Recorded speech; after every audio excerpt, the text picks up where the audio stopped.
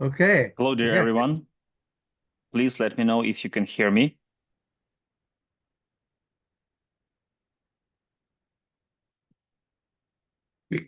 We can hear you fine, Roman. Okay, once again, because I was muted.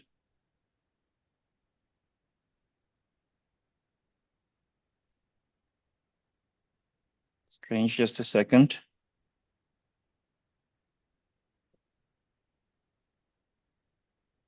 Okay, can you hear me? Loud and clear. Loud and clear, Roman. Unfortunately, I can't. Haha. Sorry. Give me a second.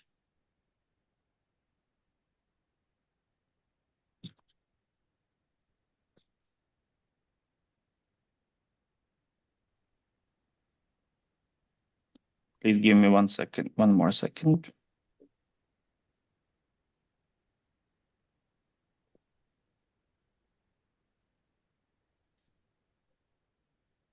Okay, now should be fine. You can hear me very well, right? Okay, Yes. good, great. So, good morning, good afternoon, and good whatever time is on your end. Thank you for joining today. Unfortunately, we are not here. We are gathered here not for the purpose of celebrating something. However, marking the 4th-year anniversary, if it is a correct word, of the war in Ukraine. And there are good news that we are still standing strong, thanks to our allies, thanks to everyone who has the right, has the soul, so to say, and who remains humane. However, unfortunately, the bad news is that the war is still going on and the people are dying in Ukraine, both the military and civilians. Therefore, we hope, I would like to, we hope that this will be over as soon as possible and never, ever repeated. Because the point is that stopping it just for the sake of pushing it towards the time when our children and our grandchildren will be fighting is not a solution. And everybody who has dealt with Russia knows that this is going to be the case should we agree to any kind of peace right now.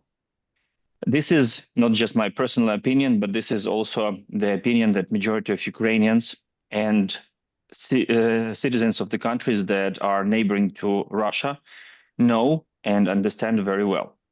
So the villain must be punished, and this is the only way to end it once and for good. I hope that we will soon succeed.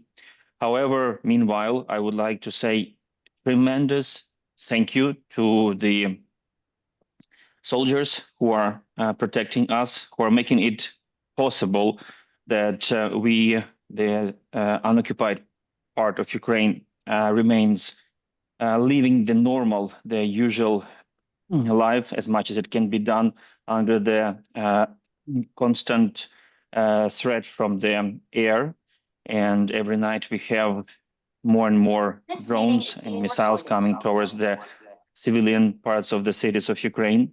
However, we adapted, and not only the civilians, but also the businesses, the industries. Those of you have been to Ukraine, you could have seen a lot of generators, a lot of prepared places for the evacuation should there be a raid alert and need to evacuate. And even the greatest example is probably the greatest example is McDonald's. Once the air raid alert starts, they all the employees are obliged to go to the shelter and they stop their work just for the period of air raid alert, and then they continue serving people. So this is the foreign company who cares about the people. However, they continue to work. Similar things happen to our businesses, and today we are going to talk about the agricultural industry. And let me start the slides so that we will see some numbers and some details. Okay. So bi-weekly. This time it is not a weekly event. It is more, like I said, the fourth year of the situation of the adaptation of Ukrainian rural life and Ukrainian agricultural industry to the war.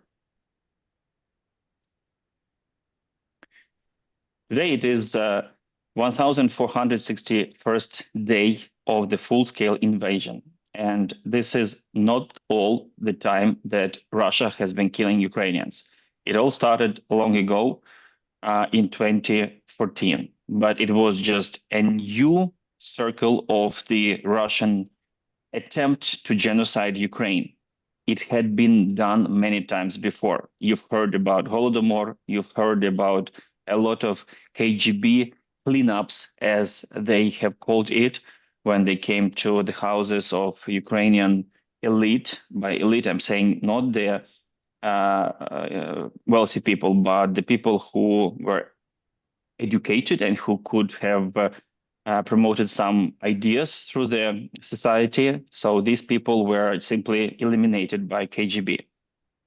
So right now they're attempting to do it once again. And since the beginning of this full-scale invasion, over almost 80,000 all sorts of weapons have been launched to Ukraine. There's drones wise and 8,000 missiles. You know that missiles are very expensive, and even by the recent attempts that Russia made to attack our infrastructure and our civilians, this Areshnik and this Kinjal, they're very expensive, and Russia is spending thousands of millions, so billions of dollars into this fight.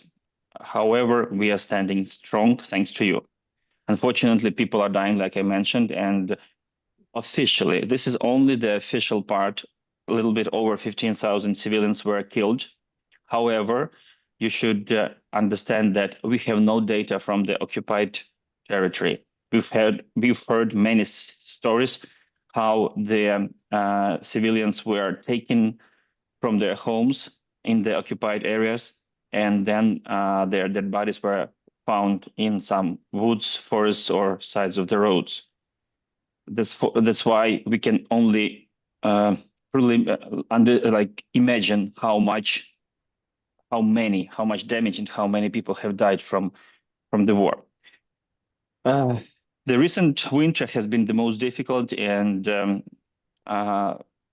those who live in the multiple story houses are suffering the most, because especially the elderly people who lived in one of those 6,000 houses left without heating.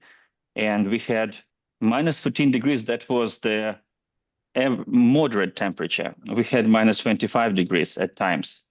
And it was really huge problem for the citizens of Kyiv and other big cities. Unfortunately, in some way, Russia succeeded here. How there were deaths because of the simply freezing. A lot of people have been very discouraged, and the psychological side of things is we are not even able to imagine how it has influenced people. Because, for example, my neighbor, the dentist, he says that last summer, when he's doing the surgery, his patients are obliged to fill out the application form, what kind of medicine they're taking. So more and more people started to take a very serious antidepressant medications that are done by subscription. So it is a war that is longer than World War II, and some things are happening with people that are forced, that are happening because of the long period of this stress. And nobody knows the consequences on the civilians of this war. it feels like we have adapted, but nobody can say for sure what consequences will be in 5, 10, 15 years. Almost 6 million of people, that is official data, have left Ukraine in search for a better future of them, their children, and their relatives. However, should they come back? I cannot even predict how many of them decided to stay abroad, and thus Ukraine is losing again its most active part of the society, who were more or less paying, running businesses, being more paying taxes. They could leave Ukraine and they could set up their businesses in Poland and in Europe. Hope that when the war is over, they will come back. Now let's talk about agriculture. You know that Russia started from the uh, um, I'm sorry, there are people connecting. That's why I'm distracted a little bit. So Russia was blocking our ability to export the agricultural produce. And just for you to remind, in the 2021 year, which was very good year for the production, we had about 105 million metric tons of produce. Right now, the total production has decreased, first of all, because of the loss of the land. Secondly, because of the lot of land that is even unoccupied but still polluted. So these are the numbers that we have successfully been able to export starting from the 2025 marketing year. So it is starting from June, so July actually. We have adapted and many new routes have been developed. So the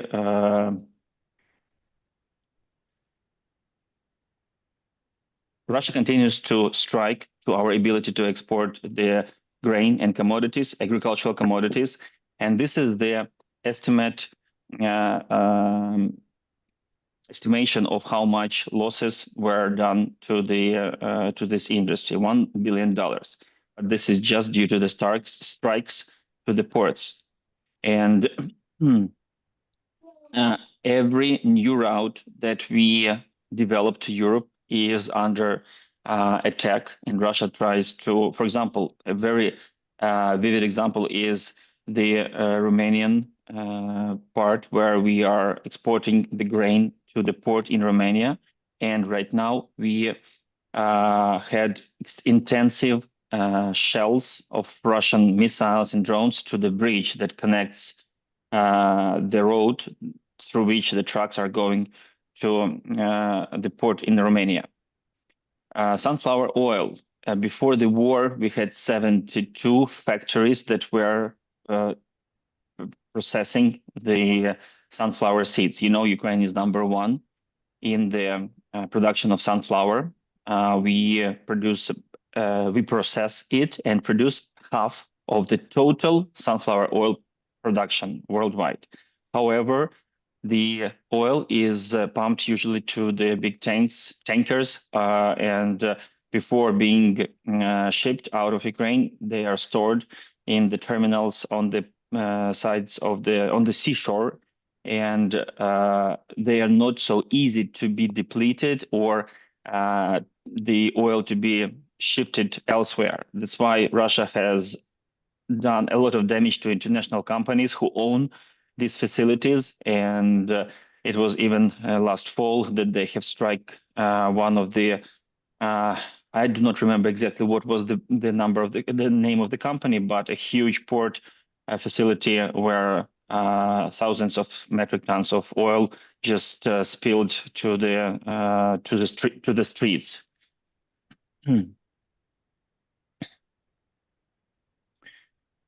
The total losses, and now we'll speak about the elevators. So when we had no opportunity to export the grain, and we had about 100 million metric tons of grain in Ukraine, of course, we were looking for the capacities to store it. And many of the grain facilities have been located in the south of Ukraine because of close proximity to the ports. And Russia, unfortunately, again, successfully destroyed a huge amount of these terminal and storage facilities. The estimation is up to 13 million metric tons. But again, it is just an estimation because we don't know what happened with all these facilities that are in the occupied part of Ukraine. Now, right now, we are able to, we've raised we've built more terminals. And for example, a very vivid, again, example is the the terminal that has been built just within 1 year, thanks to the company Sukap and Ukrainian agricultural producer Vilia. They have built a huge terminal for reloading from the wide track railroad cars to a narrower, so that it is able to transport to go into Europe. And this is one of the success stories when our businesses showed how we can adapt to the situation and quickly change their business plan towards the needs of not only their company, but the needs of the industry. And therefore, they have since been very successfully shipping the grains to the Baltic Sea. And this is not the only example. There is a number on the border with Europe. Now let's talk about the losses. Very difficult to calculate the losses because, like I said, the first one would be psychological losses of lives and psychological losses that are invaluable. Nobody can put a price to those losses. But the things that we can put a price to has been calculated by the Kyiv School of Economics, and the source is AgroPortal. So indirect losses is about 81 billion, but this is just due to the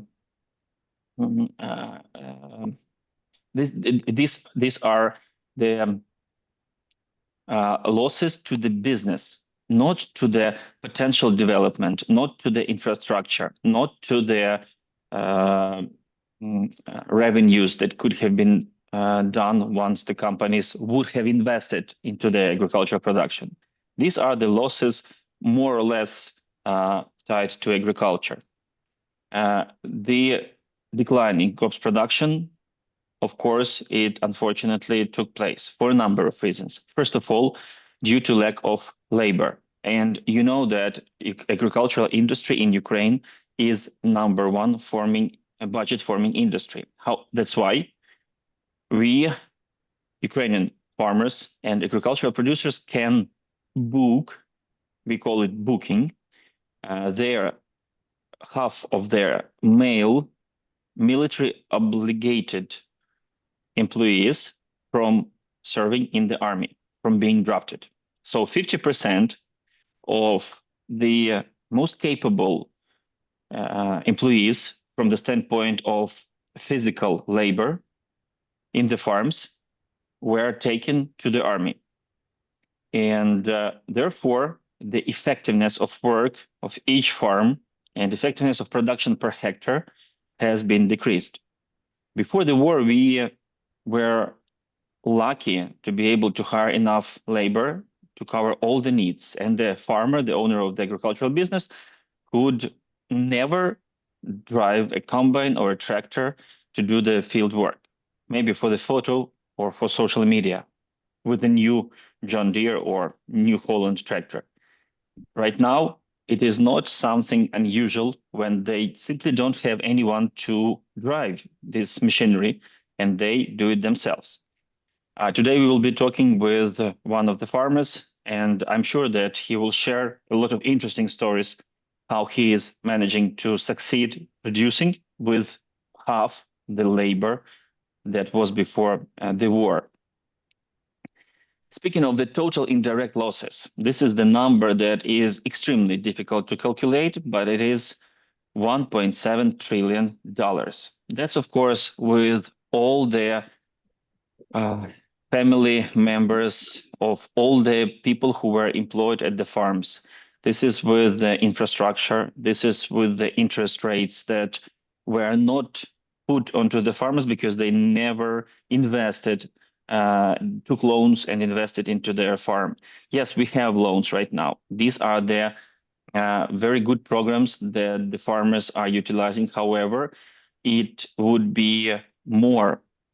It is always better to use your own money for the development of the company rather than take the loan from the bank or borrow it from somewhere else. And Ukraine was capable to provide this growth. The farmers didn't have very good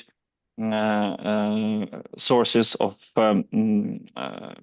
money other than what they have earned. They have been reinvesting heavily and building the facilities and purchasing the equipment, and of course the land.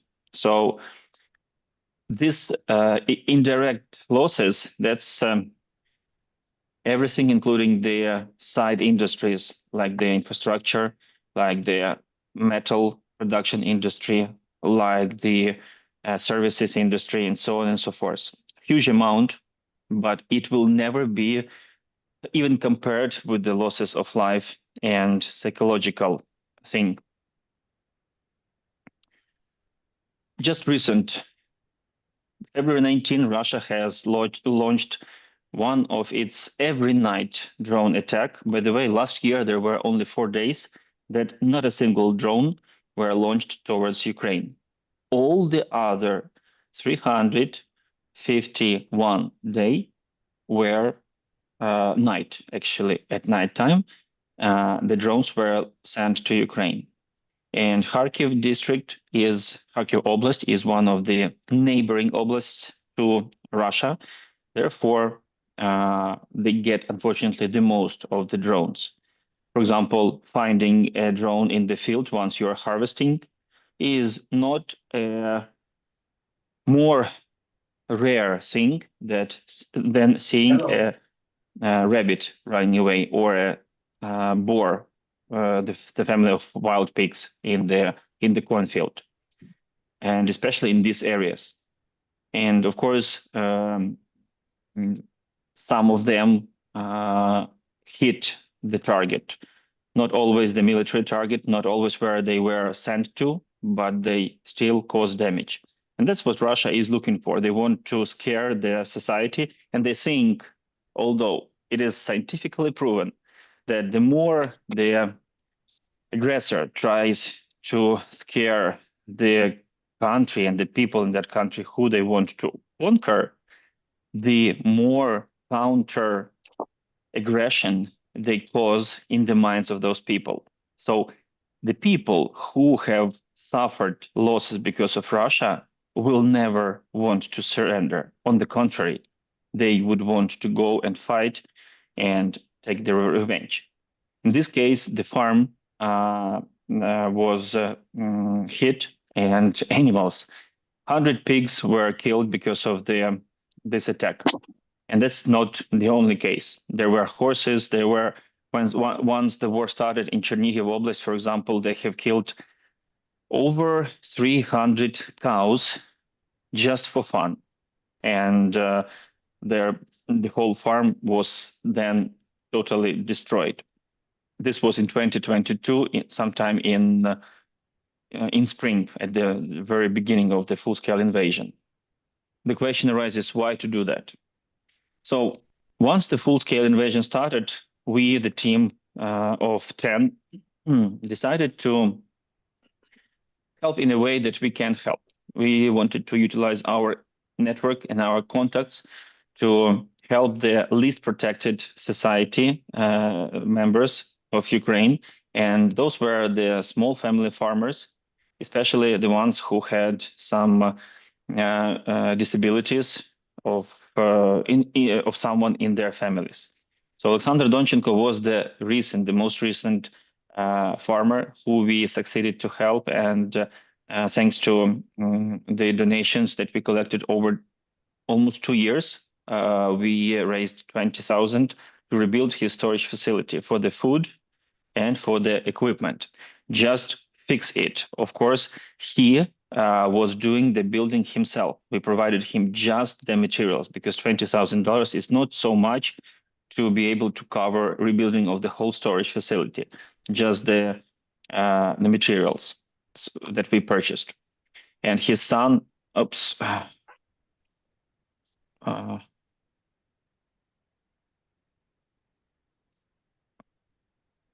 yeah. In total, there is a number of families that we succeeded to in some way help. We purchased 2 tractors. We rebuilt, as you can see, 3 storage facilities. We were able to participate in construction of the orphanage in Kyiv Oblast, partially, of course, but the children simply the orphanage is located next to the military base, and the infants. It was very dangerous for them to stay in that facility without the shelter. Okay. Det här är Reason. Prata lite om hur jordbruket påverkas. Det är Albin som har massa kontakter där. I'm sorry, for some reason the En snubbe som heter Roman. I need to restart sharing. The slides wouldn't change. It's just a second. Sänds nu. Ja. Mm-hmm. Okay. Oj. One minute, please.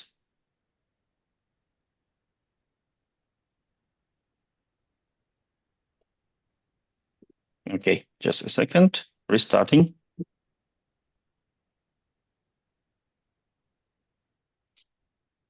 Okay, so let's go. Alakokosha was the first one who we were able to build the house, and in totally we built 2 houses. In addition to what I've already mentioned, the 3 storage facilities, 2 vehicles, 1 truck, and 1 tractor. And Alexander Krivosheya got the first tractor, which we didn't buy. We simply were donated of it, and we passed it to him. He was the very first one to receive help. And this is pretty much all what we managed to do within a little less than $110,000.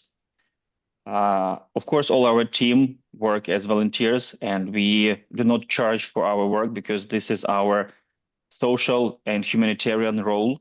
And therefore, all the donations were spent purely for the benefit of the aid recipients. However, about 2 years ago, the donations have shrinked greatly. And in order to keep doing at least something what we can with that limited amount, we decided to focus on the knowledge. You have noticed that Ukrainians are very effective in adapting the technologies from abroad and using them for the benefit of more active fighting, more successful protection of their homes and their country, our homes and our country.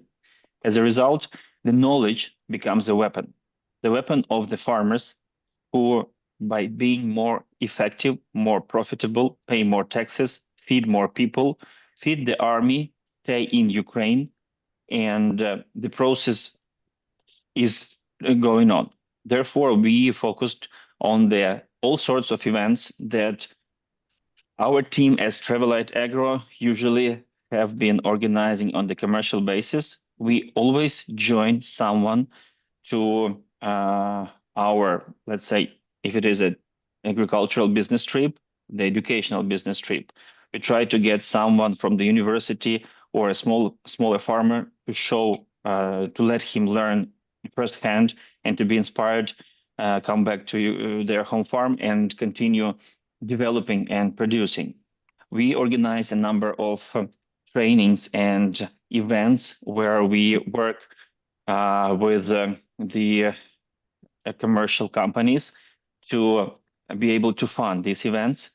The farmers who are still profitable and then we share the collected information, the collected knowledge with the universities, with the students, and with the small, medium farmers, family farms, for free.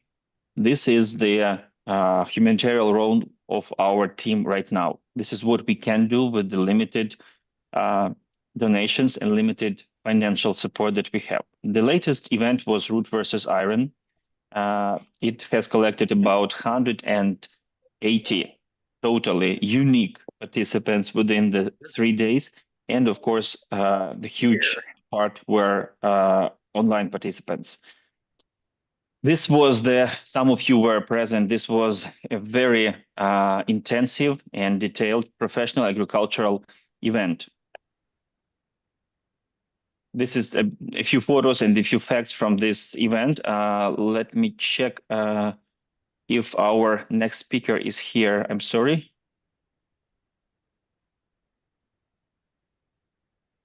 Пане Тарасе, ви тут приєдналися вже, чи вас ще немає?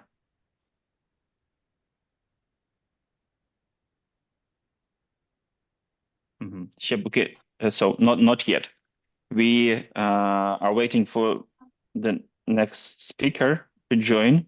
That's why I needed to make a pause. If you allow me, I will just make sure that we are on the same schedule. We have the Minister of the Agricultural Affairs joining us next, and I don't want to be stealing his time. That's why I will just double check.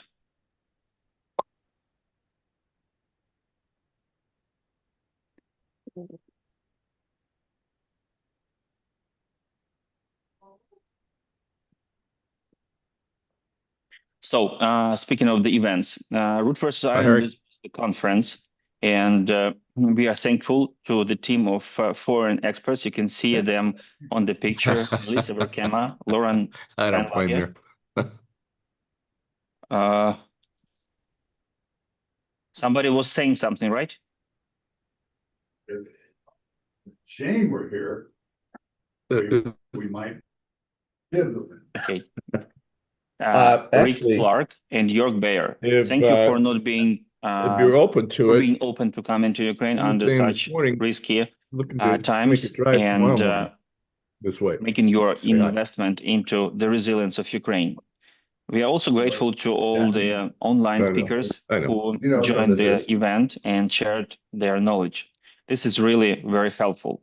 On our end, we do our best in distributing this information between the farmers, between the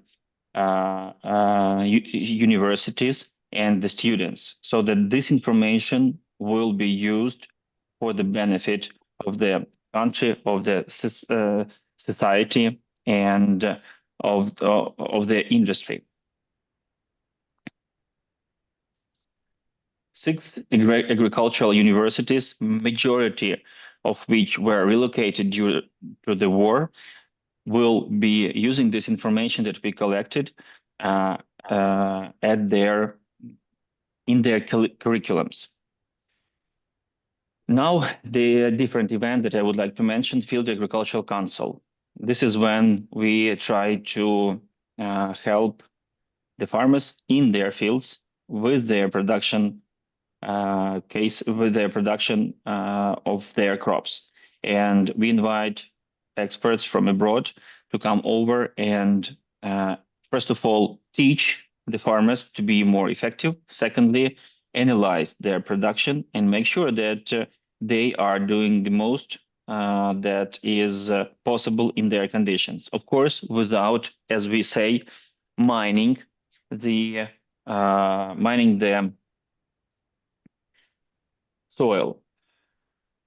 There is a number of companies, you can see them, who supported us. And like I said, we charge the sponsorship fees, and we charge those who are successful, still able to earn money, to be able to organize these events.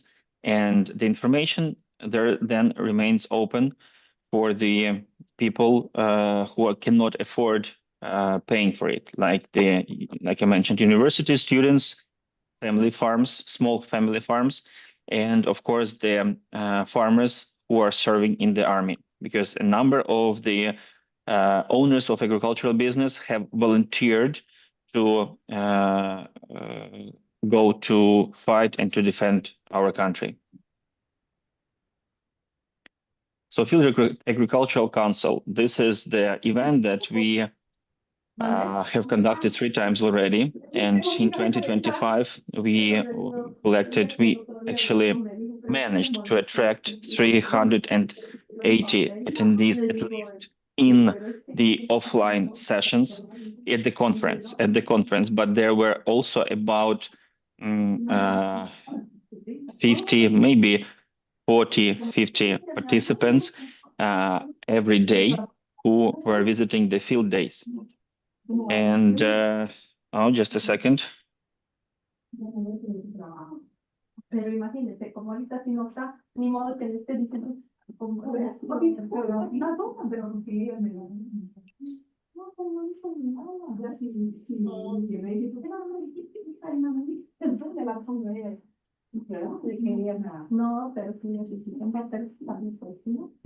Sorry, just trying to.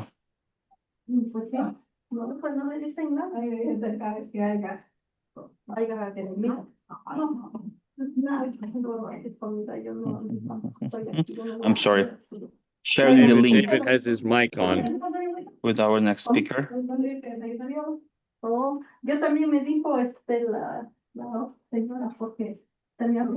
Roman, you can ask the group to turn their phones off. Somebody, their mic is on and they are disturbing you. Thank you. You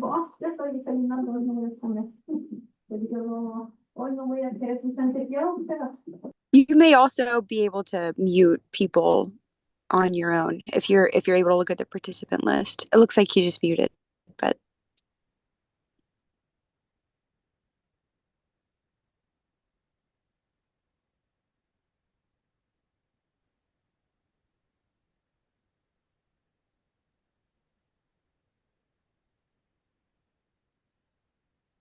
okay. These are the photos how we worked, and it was really a very, very handy for the farmers because in their conditions, the world experts, the educators, and the professors were able to show the points that needed to be managed in either way.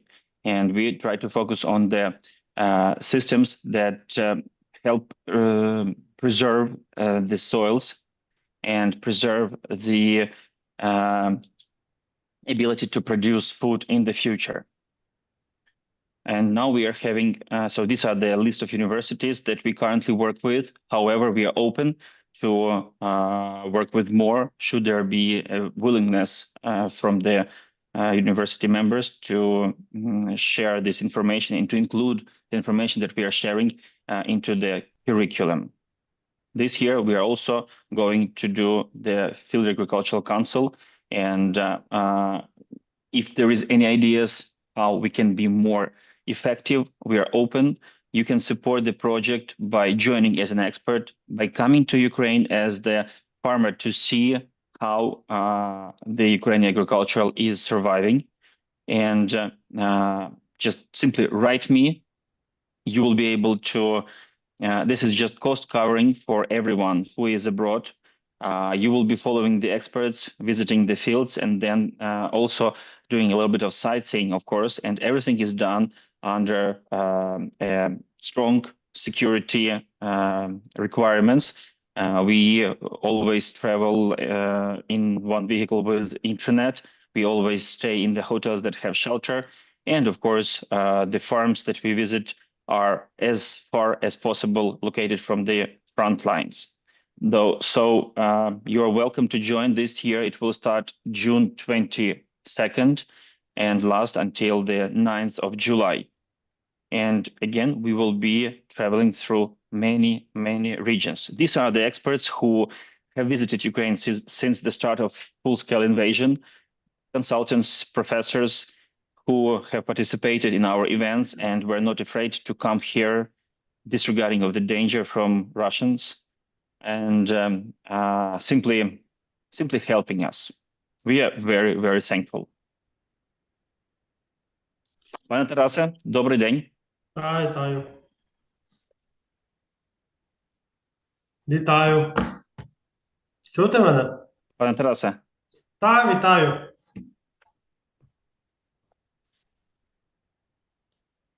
Пане Тарасе, вас чутно, мабуть, в Романа якісь проблеми. Зараз я спробую Вже з ним чую, вже зв'язатися. чую. Ви мене чуєте зараз? Так. Так, вибачте, щось в мене справді з моїм мікрофоном було, спікером. Зараз чую вас прекрасно, надаю вам право поширити вашу презентацію. Ви ж будете зі свого комп'ютера її гортати, так? Угу, Так, все. я ж англійською виступаю, так? Yes, yes. So we are welcoming the Minister of Agricultural Affairs because right now the structure of the ministry has changed. However, Taras Vysotsky is the person who is responsible for all the agricultural industry in Ukraine, which is now subordinate to the Ministry of Economy.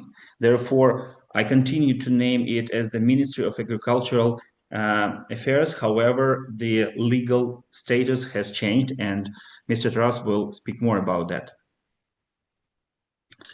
So, good morning or good afternoon. Depends on the time. Good evening, dear colleagues. It's a pleasure to be with you today. Also, thank you for being active, for supporting Ukraine, and doing your best to help us fighting. I have some short presentation, and after we'll be able to answer to your questions or hear your comments. My idea is to present what the Ukrainian agriculture amidst full-scale war for years of transformation. Unfortunately, we already have 4 years and 2 days, but as it is. So, what is the impact of the Russian aggression on the agricultural sector? Very big influences on the availability of agricultural lands. Here you can see that so far we have the decline of arable agri-lands availability almost 1/4, so minus 23.4%. So if we had before the invasion of Russia 32 million hectares of arable land, now we're operating with 24.5 million hectares. Also, according to RDNA 5, the last report done by World Bank, the damages and losses, repeat damage needs assessment. So in agriculture, it's now already up to $90 billion damages and losses. So now, so what is the role of agricultural sector? It's very important. It is the core of Ukrainian economy, and also a very important sector with respect to international food security. So in the figures of 2021, the food produced in Ukraine, which was exported, was enough to feed around 400 million people throughout the world. Internally, also the role of agriculture is very important.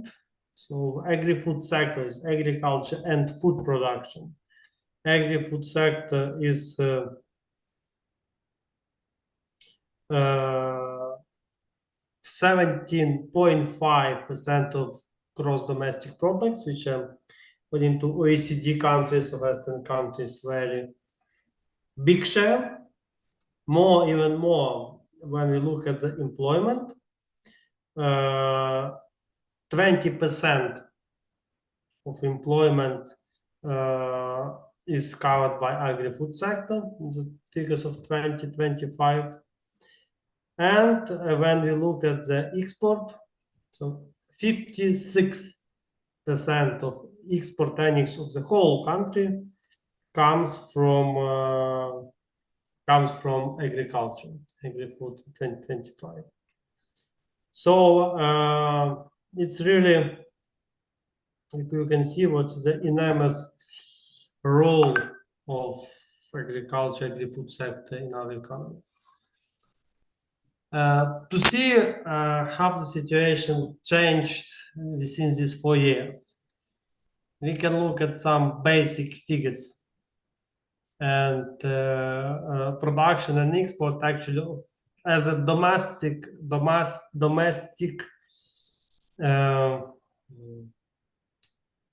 demand is more or less the same. It also decreased, unfortunately, because a lot of people had to get out of the country. But still, like 60-70% of agricultural production and agri-food is exported. So definitely, when we have some decrease in production, also we have some decrease in export, but nevertheless, we can compare. So, for example, wheat, the decrease is from 32 million to 23 million. Barley, almost half time, from 10 million to 5 million tons. Corn, we have the decrease from 42 million to 30 million tons. Rapeseed, by the way, is almost the same. Why? Because it's less grown in the southeastern part of Ukraine, which is temporarily occupied. But sunflower oil productions also, there is some decrease. And also soybeans actually is the only one which increased. First of all, due to the decrease of areas and the corn production. Now, when we look at some, so we see that different kinds of crop production, so plant direction is influenced because, as I said, 23% of agricultural land is under temporary occupation. Now what's the situation with animal husbandry? So his situation is a little bit different. Also, animal production, animal husbandry was less concentrated in southeastern part of the country. So in poultry, we see that the production is the same. In milk production, unfortunately, we have still this decrease from 8.7 million tons to 6.9 million tons. Eggs production, also some decrease from 14 to 11 billion eggs. And in sugar, we have some decrease, but not so dramatic. So from 1.5 to 1.3 million tons. As I said, the export is very important part of Ukrainian agriculture and Ukrainian economy. Here we can have a look at the geography of agricultural exports and how has it changed within these 4 years. As you see, so now it's the role of Europe and European Union has increased. So if in 2021, in general to Europe, it was 32%, now it's 54%. At the same time, the share of Middle East countries has slightly, but also increased. We have the biggest, the share of Africa is almost the same, so 1% different. The biggest decrease is in the Asia, the Southeast Asia. Before it was 20%, now it's only 5%. And first of all, the decrease is related to the loss of exports to China, but other Southeastern countries as well. Here, for you to see how was changing the logistics of agricultural exports since the beginning of the war, since March 2022. You see that we had period with some limited access to the sea logistics, so possibility to export from Odessa seaports. At that period, it was developed the new ports, also increased the role of railway and vehicles. Now we have come to almost the same share as before the war. The seaport logistics and Odessa ports are the main channel. It's almost up to 90%. And then the second is railway, and on these light ones done by vehicles. Danube also region is now not so competitive with respect to Odessa seaports, so its share has decreased. For you, some quick glance, and also we have this comparison within these 4 years. What is the ranking of Ukraine with respect to volumes of production on the world map and export? So we can, when we look at the production, you see that we are the top producer of sunflower seeds, sunflower oil, also sunflower meal, second position. We are among the 5th biggest producers also of walnuts, but most of the positions are quite good ones. When we look at the export position, here we are also. I'm sorry for interruption. I just wanted to add, if I may, yes, that walnuts production, this is probably one of the specializations in Ukrainian agriculture that is at least by half supplied by small family orchards, just a few trees that the people have in their backyards. They collect these nuts and they sell them. It's not produced by the huge orchards like in California, for example. It's as far as I've heard from the farmers, Mr. Taras, you can correct me if I'm wrong, but majority of their walnuts are supplied by these least protected farmers, family farms in Ukraine. It's sometimes just simply people in the village. Yes, it's true. Yes, it's true. So it's as you said, it's 95% or perhaps even more produced by households. And still you see that we are big exporters of wheat, number 5th position in the world of walnuts. And also you can see the ranking of different other crops. So number 1 sunflower meal, number 2 sunflower oil, 4th position of corn, 7th of wheat, and so on. So since these materials, if haven't been distributed before, it can be distributed afterwards. We just to indicate, so what are the main importers within the world? The import regions depends on import of food. That's North Africa, Middle East countries, India, China, some Southeast Asia, and it's about 5 billion population, and they are really exposed to food insecurity induced by the Russian aggression. So when we talk about some possibility of blockade of export from agriculture from Ukraine, so here we can see the regions which are going to be first of all influenced by and very negatively one.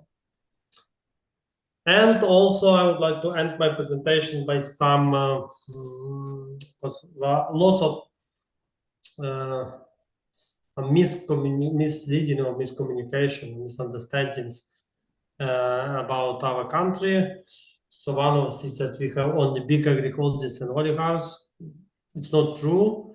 We do have the share about 20% of big agriculturists, but it's only 20%. And in general, the average size of the farm, when it also includes the households, is only 578 hectares.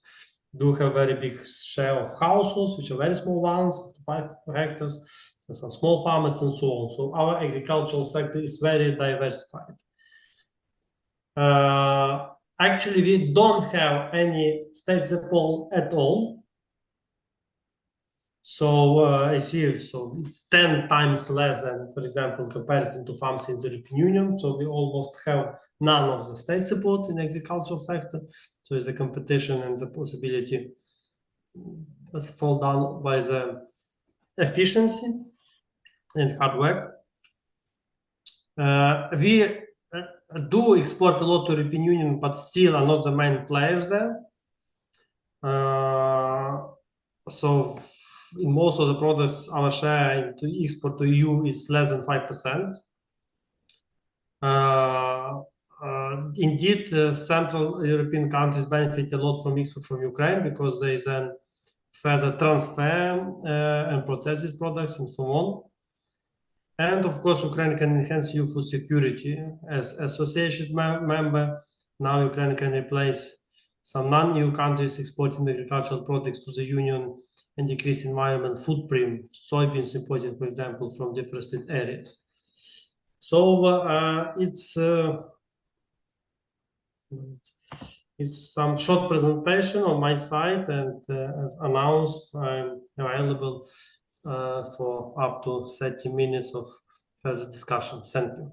Mr. Taras, thank you very much for the presentation. There is a question here from our Swedish friend.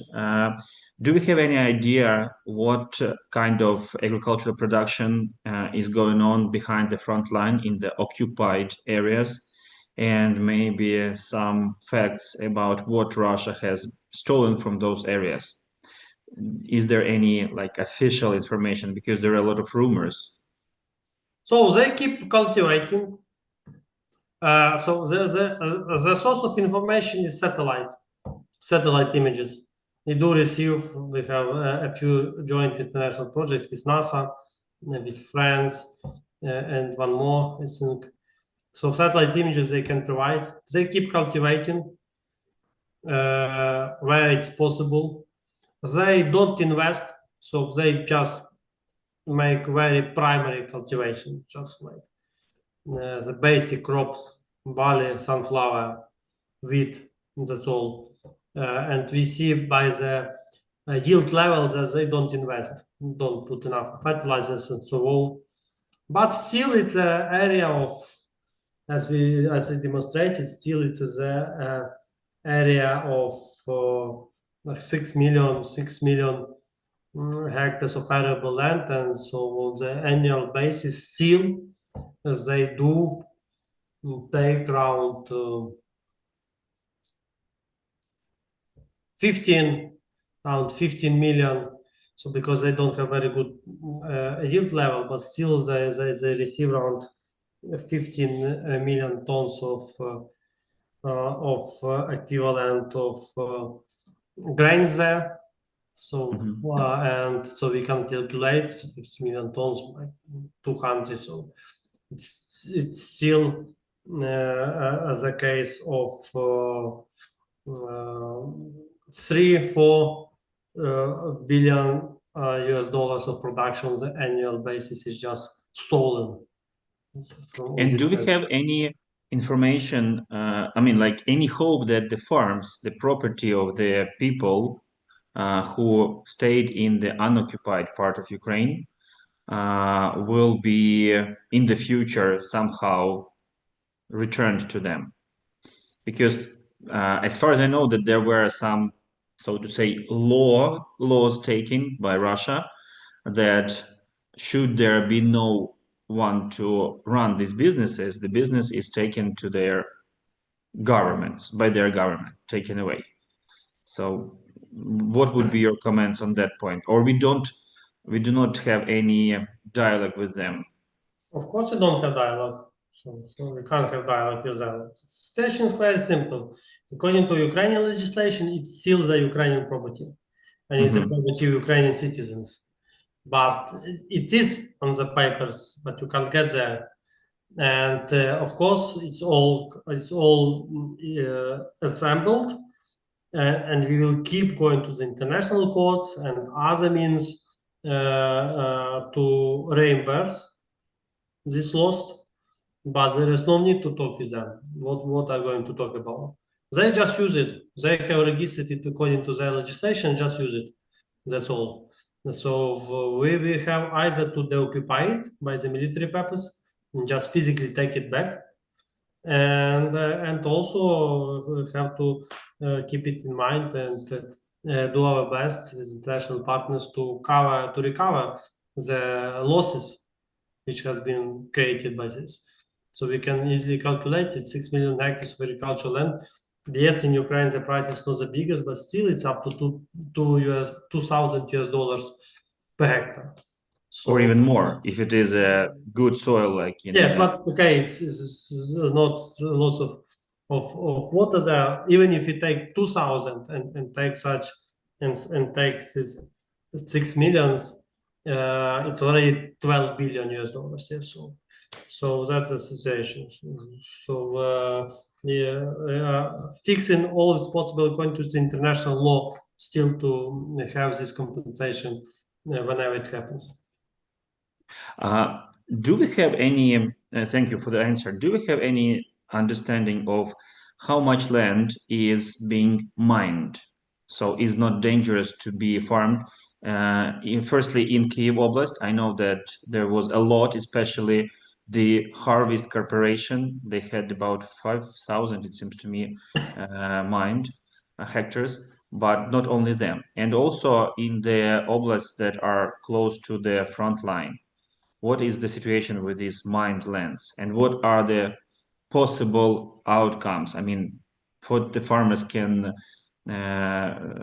do in terms of getting some help to demine the fields. So the situation is the next one. So far, under the controlled territory, all like 90% have been demined. It's more than 500,000 hectares of land has been demined. Then when we look at this battle line, yes, of course, loss is still mined there.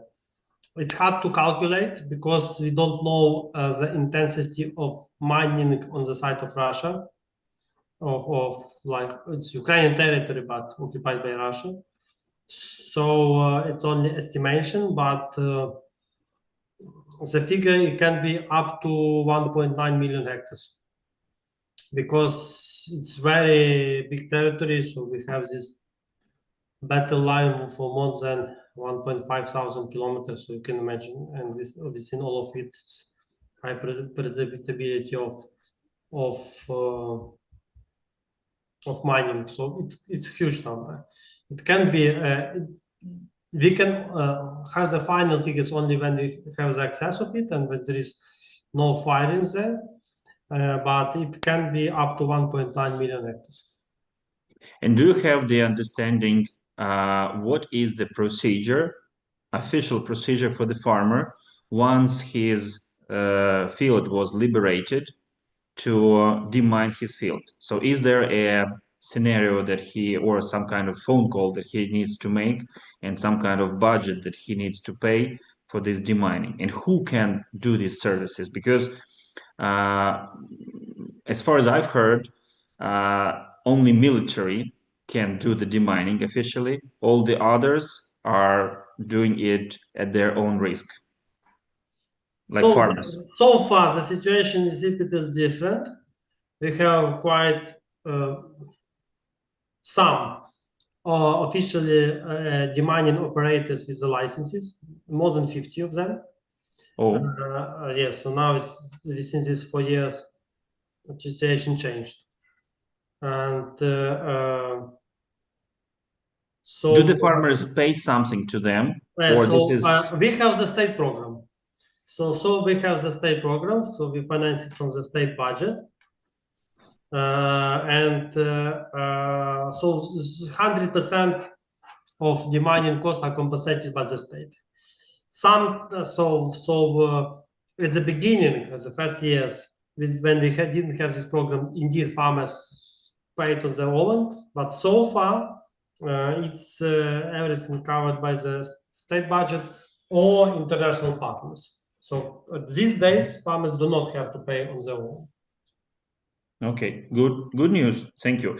And what is the current situation for the booking, like we call this, booking from the military? So what are the requirements to the farmers in order for them to be able to secure, so to say, but this is probably not the best word, to book their male military obligated personnel from being drafted to the army? I know that there were also some changes there. Yes, so for this, let's say, booking, it's the farmers can apply to, we have such state agricultural register, so it is an online system, and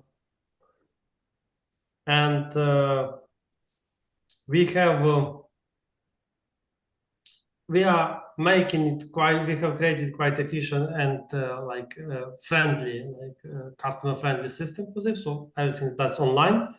But the thing is that in the end, the farmers can book only up to 50% of their employees. So they can't book 100%. So it's a hard hard compromise, because it needs also lots of people to go to the army, but the situation is so far. In the end, it's we can see that more or less the farmers are able to cover the basic needs for the human workers, for the workers to keep working. So we see that all the fields under the control territory, all the fields are sown and then cultivated and so on. So it's not so easy. It's always hard, but some balance is available. How to find enough people for the army and how to keep the necessary workers for the farmers. Thank you. What would be your number 1, 2, and 3 vision? What do our industry needs, first of all, except, of course, finishing of the war and some security? So what is the priority that Ukraine agricultural industry needs right now? Like 1, 2, 3, from the standpoint of you as the minister, because we can just guess that it can be some loans, it can be some open borders, but in fact, from the global vision, from the perspective of the whole country, I have noticed that. So if you don't focus on when you don't focus on the issues related with the war, that's workers, as you said, others, I would say that we had need market access, because, for example, we had it with respect to EU. We had free trade agreement, and now we don't have it.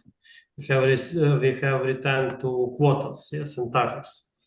And to understand, so Ukrainian agriculture can produce more to develop. To grow, it has to produce more commodities. The domestic market will not be able to cover it. We almost have none of the reserves for import substitution, because almost all of the import is something not produced in Ukraine, like orange, bananas, sea fish.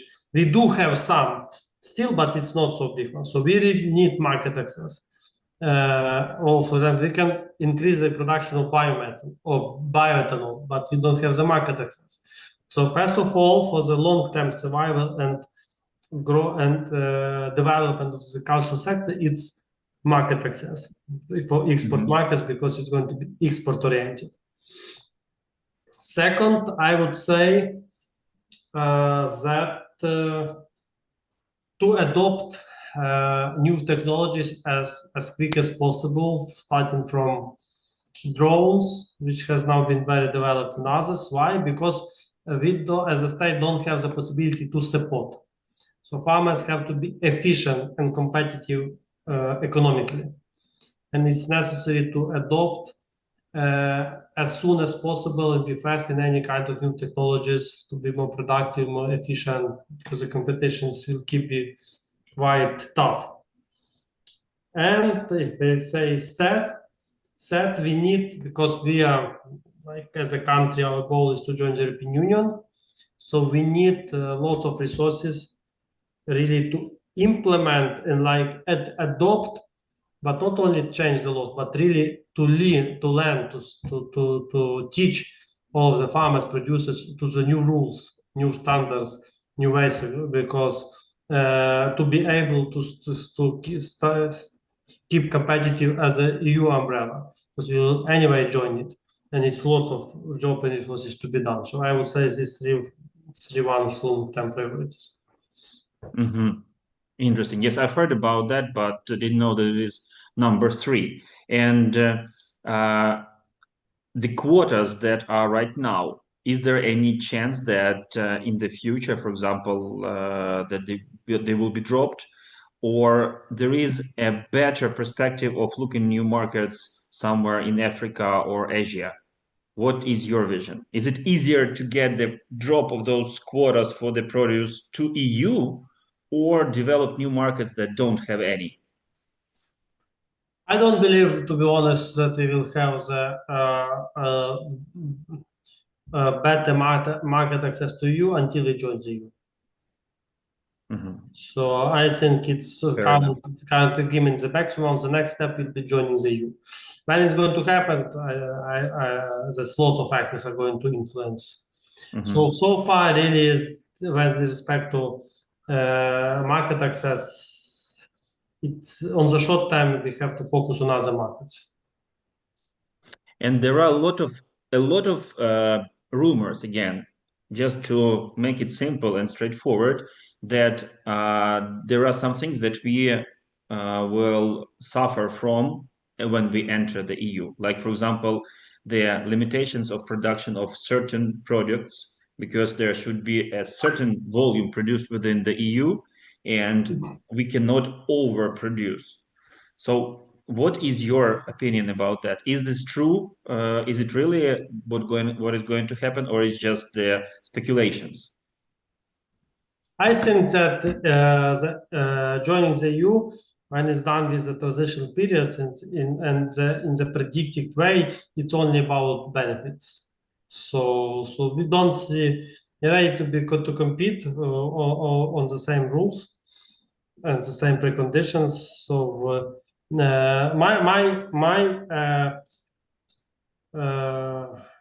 my view is that we don't have to be afraid. That we can be, it could be the win-win story. So we can add a great cooperation and so on for each of the side. But it's very important really to have dialogue, Mm-hmm. really to hear each other, and really to make everything well planned, communicated, not to create some risks. So it should be a well-planned, long-term pathway and of adaptation and so on. But in the end, it's about the possibilities. Thank you very much. Dear ladies and gentlemen, if you have some questions, because I've been keeping Mr. Taras busy answering, if you do have questions, please go ahead.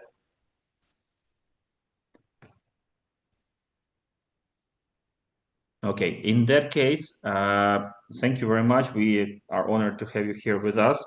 May God help you with the proper, not only decisions that are done, but also the proper conditions to continue working as the industry, as the country. And with your permission, we will shift to our next guest, farmer, Denisa Serhiyenko. Denisa, are you here? So thank you. Goodbye. All the best. Thank you. Так, Роман, я тут. Mm-hmm. I think you can proceed with English. You speak English perfectly. Not perfectly, but at least I try my best. Okay, so ladies and gentlemen, Denis is one of the, I think, very vivid examples of our mid-size private farmer who is coping with the production, with the shortage of labor, with the difficulties of export, and making the right decisions himself, in addition to very strong help to the military.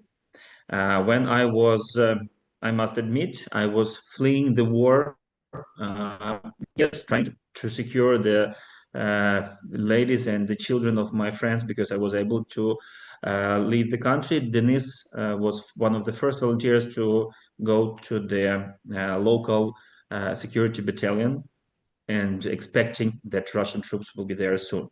So I would like Denis to share his success story in some way, how you've survived as the business, how you remained profitable and still are able to do what you're doing for the army. Please, Denis.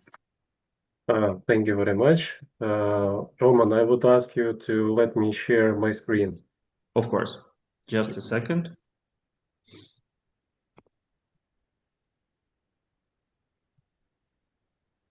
Now you can.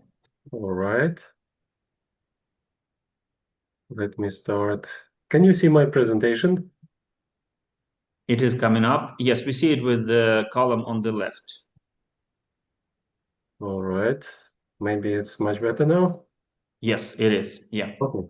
And please also mention about the real difficulties that you are facing. I don't think that we need to be talking here only the information that is comfortable, but what is the real situation with the people who are, let's be fair, they're always a share of the society that are not willing to fight. And I know that there is a huge number of those who would rather not work at all at the farm, in the businesses, stay at home, than to risk by being drafted. And according to the political science, war science, this is logical, and this is the way the war scenario develops in each country. So at first there are volunteers who go and risk their lives to serve, but then volunteers run out. There are people who are simply fine. They're explaining it in different ways, but they are simply against fighting, against this risk. And this is the state right now that Ukraine is at. Number of people will be always hiding from the war. So how you see it, please? First of all, hello to everyone. My name is Denis Sergenko. I'm a farmer from northwestern part of Ukraine. I'm really grateful to Roman and to all of you for the possibility to talk and to share my own experience. Before starting, I should say that it's not something unique. It's quite typical. And again, it's my personal story, which may be different to other stories. So, okay, first of all, a couple words about my farm. It's family run. It was established in 2009 in Rivne region. Just for you to understand, it's almost halfway from Kiev to Lviv, approximately. It was completely rebuilt from the former abandoned cattle feedlot. I started just only from 250 acres, and now we are growing crops on 3,300 acres. My typical rotation is soybeans, corn, soybeans slash sunflowers, wheat. Why slash? Because sometimes I allocate some portion of soybeans acres towards sunflowers, but gradually taking them out from rotation completely. I'm trying to follow conservation tillage practices, or maybe it's better to say it's adaptive tillage approach. When I till just where it is needed to some reasons. I am actively adopting cover crops planting, and our annual sales are roughly $1.6 million. So it's as to Ukrainian scale, it's I would say a little bit less than medium-sized farm. So it's how it looked in 2009 when we initially bought it. It was a semi-demolished Soviet farm where 400 cattle were kept. So we spent almost 3 years just rebuilding those premises and converting them into grain storage facilities. And it took a lot of efforts and capital outlays. And it was all done just by family savings, just borrowing money from friends of friends, and so on. But my own devotion to agriculture was so strong by that time, so I just wanted to start something my own. This is how it looks now. So we have 2 grain storage facilities and grain drying facility in between. Also, we constructed cattle feedlot on the right side of the screen. But before the full-scale invasion, I quit from this business because I don't know how to explain it, but being a farmer, you have to be very sharp on intuition. And I felt like Ukraine is approaching very big challenges, and all of Ukrainian cattle that was exported, it was done from Black Sea ports and mainly to Middle East countries. So we were fully dependent on exports, and once you don't have enough domestic consumption, that's always a huge risk imposed on your farming operation.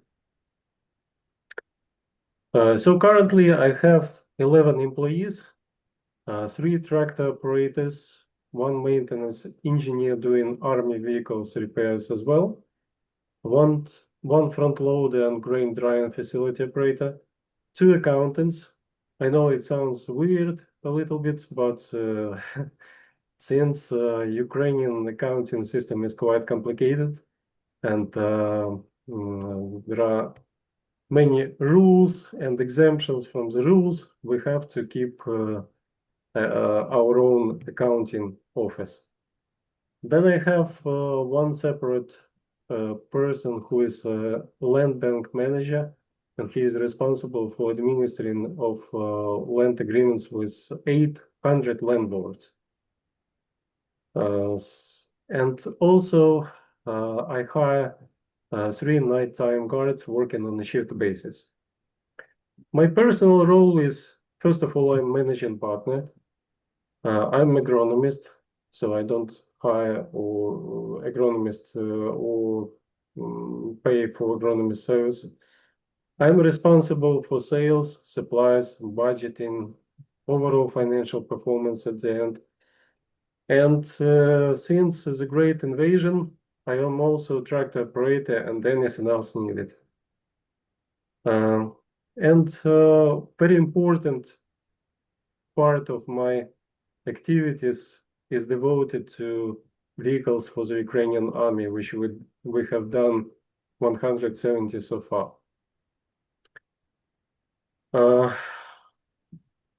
So 24th of February started like a nightmare for all of us.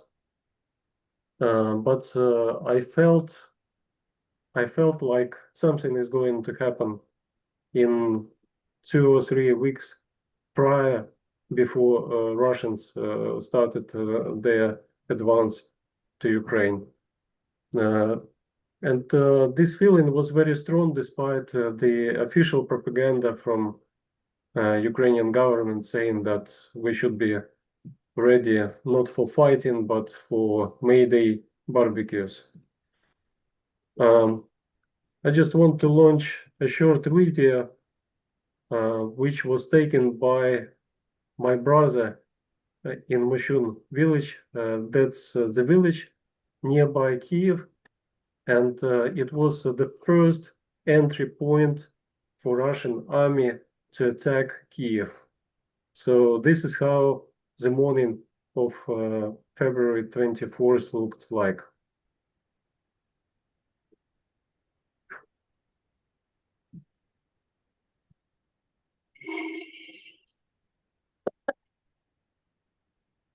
Did you put a tick on this optimize for the video sharing? Do I have to press any button? I think you need to restart your sharing, screen sharing for the video to be adequately run, because we do not see anything.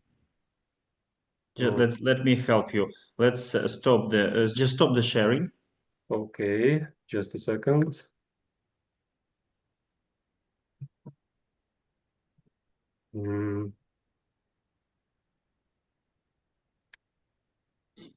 Yes, yeah, stop. And now restart it, and there will be in the right side, there will be two boxes optimized for video sharing.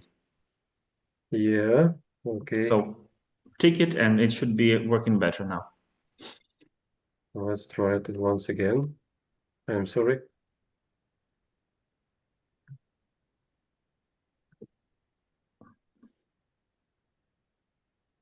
Can you see it? Yes, it started.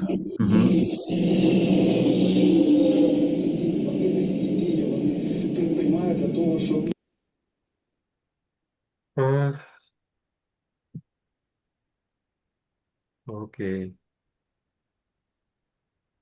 Can you see my presentation again? Yes. Okay, good.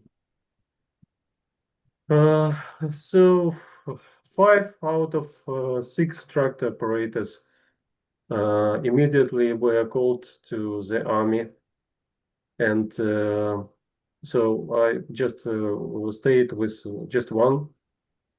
The accountancy office was evacuated. My wife took the most important documentation with her. We have hidden 700 liters of diesel fuel in the forest because we clearly understood that some reserves should be done in case of shortage of fuel supply. All of sales and supply contracts were either put on hold or terminated on force majeure basis. My wife and son evacuated to Poland and then to Portugal and finally to the UK. It was personal nightmare because once we've done all these critical things, I understood that Russia is likely to start invasion from Belarus as well. And since we are quite close to Belarus border, we could expect that Russian forces would approach Ukrainian territory very fast. Can you hear me? Because I can't. Yes, I can hear you, but the screen is with this black box. Oh, yeah. Now we see the video again. Let me. There is, yeah, now we see the presentation with the column on the side. All right. Okay. But I can't see myself. Well, that's not important.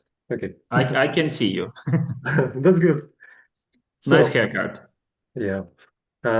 My parents' house was completely destroyed in Mushun. They managed to escape the village and make their way to my house. That's the result. That's how it looked in April 22 when we came back to the-occupied territory of the village. But nevertheless, we were getting ready to welcome invaders. We started construction of reinforced checkpoints on major crossroads together with other farmers and locals. So all of farm machinery, front loaders, all materials that we could use to block the advance of Russian forces, they were deployed, and we were making like a concrete and reinforced shelters, and also blocking the roads and checking the vehicles coming, because at that time Russian spies and agents, they were fleeing across the country and just checking how Ukrainians are getting ready to either welcome or to fight against Russian army. In a week time, territorial defense unit was formed. We started basic military training, making bottles of flammable mixes. And finally, we have given AK-47 Kalashnikov rifles and light machine guns. And at that time, I clearly understood that we should focus and prioritize towards the defense of the country, because if we let Russians advance further, I won't be able to farm my land any longer. So it was not like an option or choice. Either you farm, either you defend. Defense was a priority, but at the same time, since it was the end of February already, there was a need to apply nitrogen for winter wheat acres. And I was left just only with one tractor operator. So it was really difficult to combine all those things all together. So at night I was serving at the checkpoints, and during the day, together with another guy, we are trying to do the farming job. I would like to pay the most attention to what Denis just said, that when the war started, every Ukrainian, true Ukrainian, understood that there is no other way than to fight or to stop the Russians. Because once they are here, we will not be able to do what we did before. We will not be able to live the normal life, and majority of us will not be able to live at all. That's why it is so important right now that when there are these talks between the foreign politicians to stop the war, start doing trade, make friends, start traveling between the countries, this is not possible at all until they, as history books say, 3 generations ahead. Because these 3 generations have already witnessed what Russians are capable of. Absolutely. Absolutely. So that was not a choice, and we won't ever farm our lands if Russians come here. So I do not care what will happen with my field if I let Russians advance further. So coming back from that to my history, since one tractor operator was left, I asked him to do enhanced training to operate the tractors and the sprayer, and we spent together 2 days doing the job together. And on the 3rd day, I already did the job myself. And I must tell that before the Great Invasion, I never drove a sprayer or tractor. Well, I could, of course, but I didn't know how to operate it properly and to control the quality of the spraying operation, for example. And it didn't just involve the operating of the machinery, but also repairing it, making adjustments, and many other things. So we split the whole farming job 50 by 50. It meant that I normally spend 15 to 16 hours on daily basis over 3 months in the 2022 growing season. It was a real personal challenge because it was like at the edge of physical capacity to perform farming job. After the full-scale invasion started, we faced a severe situation with the sales because Black Sea ports were blocked. You remember that Russia naval fleet blocked Black Sea, and we couldn't sell our farm produce until June. And finally, we managed to sell it at a 40 discount to the pre-war price. We had lots of issues with banks because banks basically stopped issuing loans to agricultural sector, and not just only agricultural. So we had to negotiate different terms with suppliers to secure supplies, critical supplies to the farm. But at the end of 2022, in autumn, when the most difficult time was past, I understood that now I have to shift to helping my former employees, not former employees. I hope they will be my employees for the future, but since they are fighting now in the east and south of Ukraine, I felt like I should do something more, not just farming, because farming is essential part of my activity, but during the war, it's not the most important thing. So together with my mechanic, we formed the team of 2. We started fundraising funds to purchase pickup trucks and SUVs in the UK. Why in the UK? Because UK the cars are less expensive than the vehicles from continental Europe.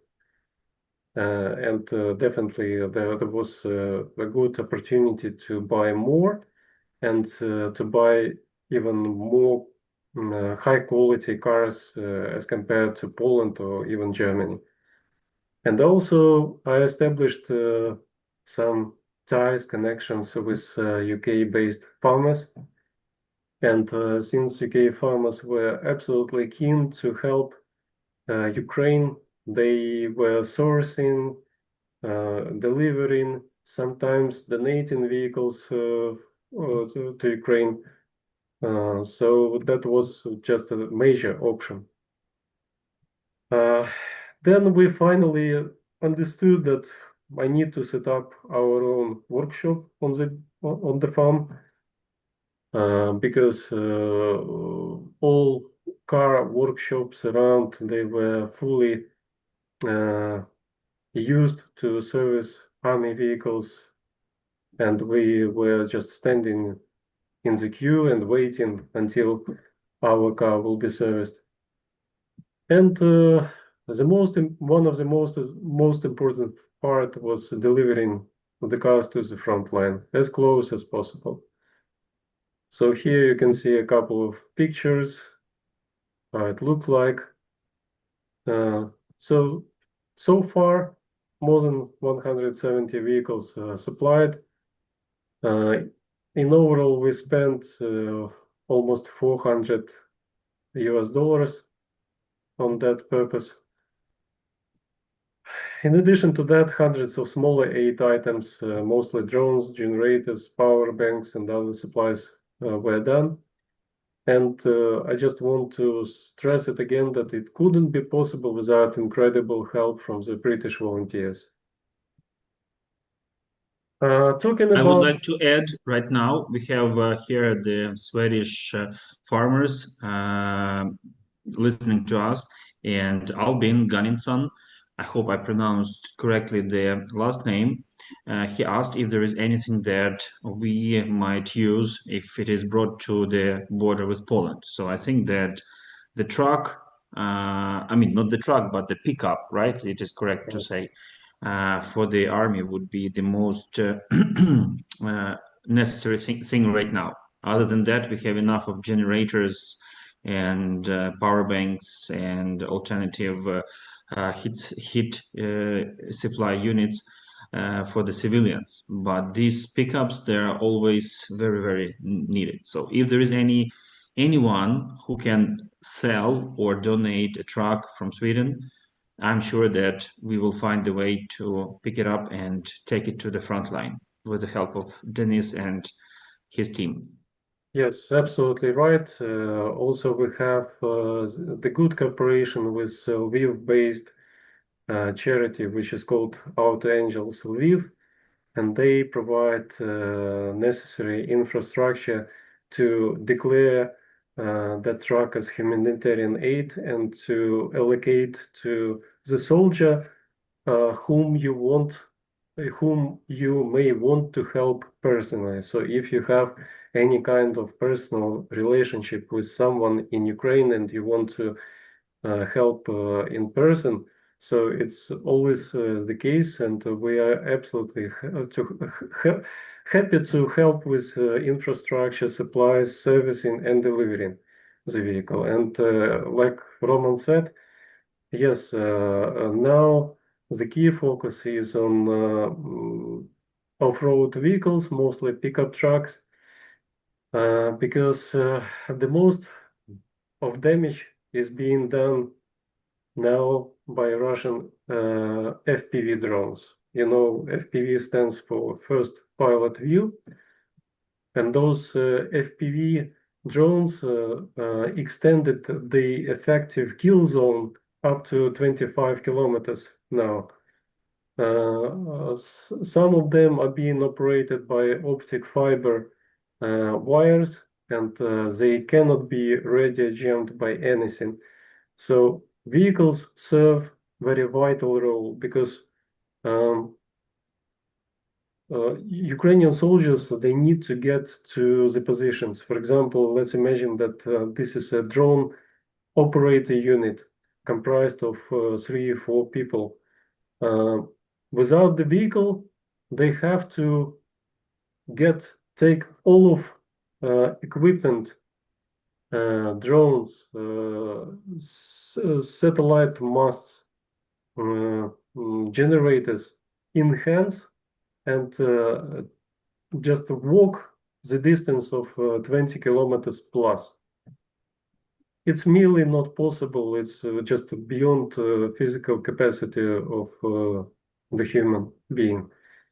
And the vehicle helps to get in and to deliver this team as fast as possible, to drop them off, and then that vehicle should run away as fast as possible again. So vehicles able to drive up to, let's say, 150 kilometers per hour.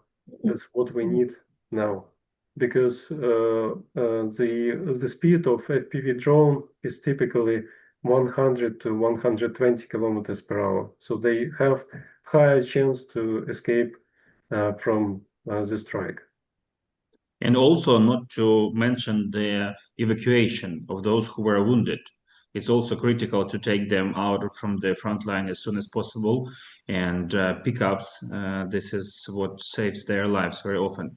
By the way, Denis, can you share your phone number, just orally speaking, so that those who would like to donate and can keep in touch with you?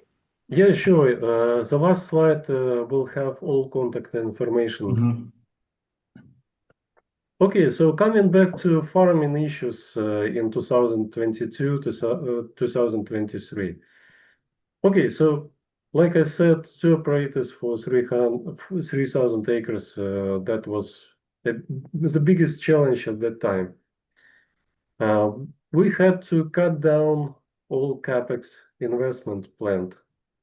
That's obvious because we had a huge lack of financial resources, and the prices went down considerably since Ukraine could not export the grain. The world prices increased considerably, but domestic prices within Ukraine, they shrinked 30 to 40% on average. We shifted to survival mode, meaning that we did minimum required to stay on the ground. I cut down all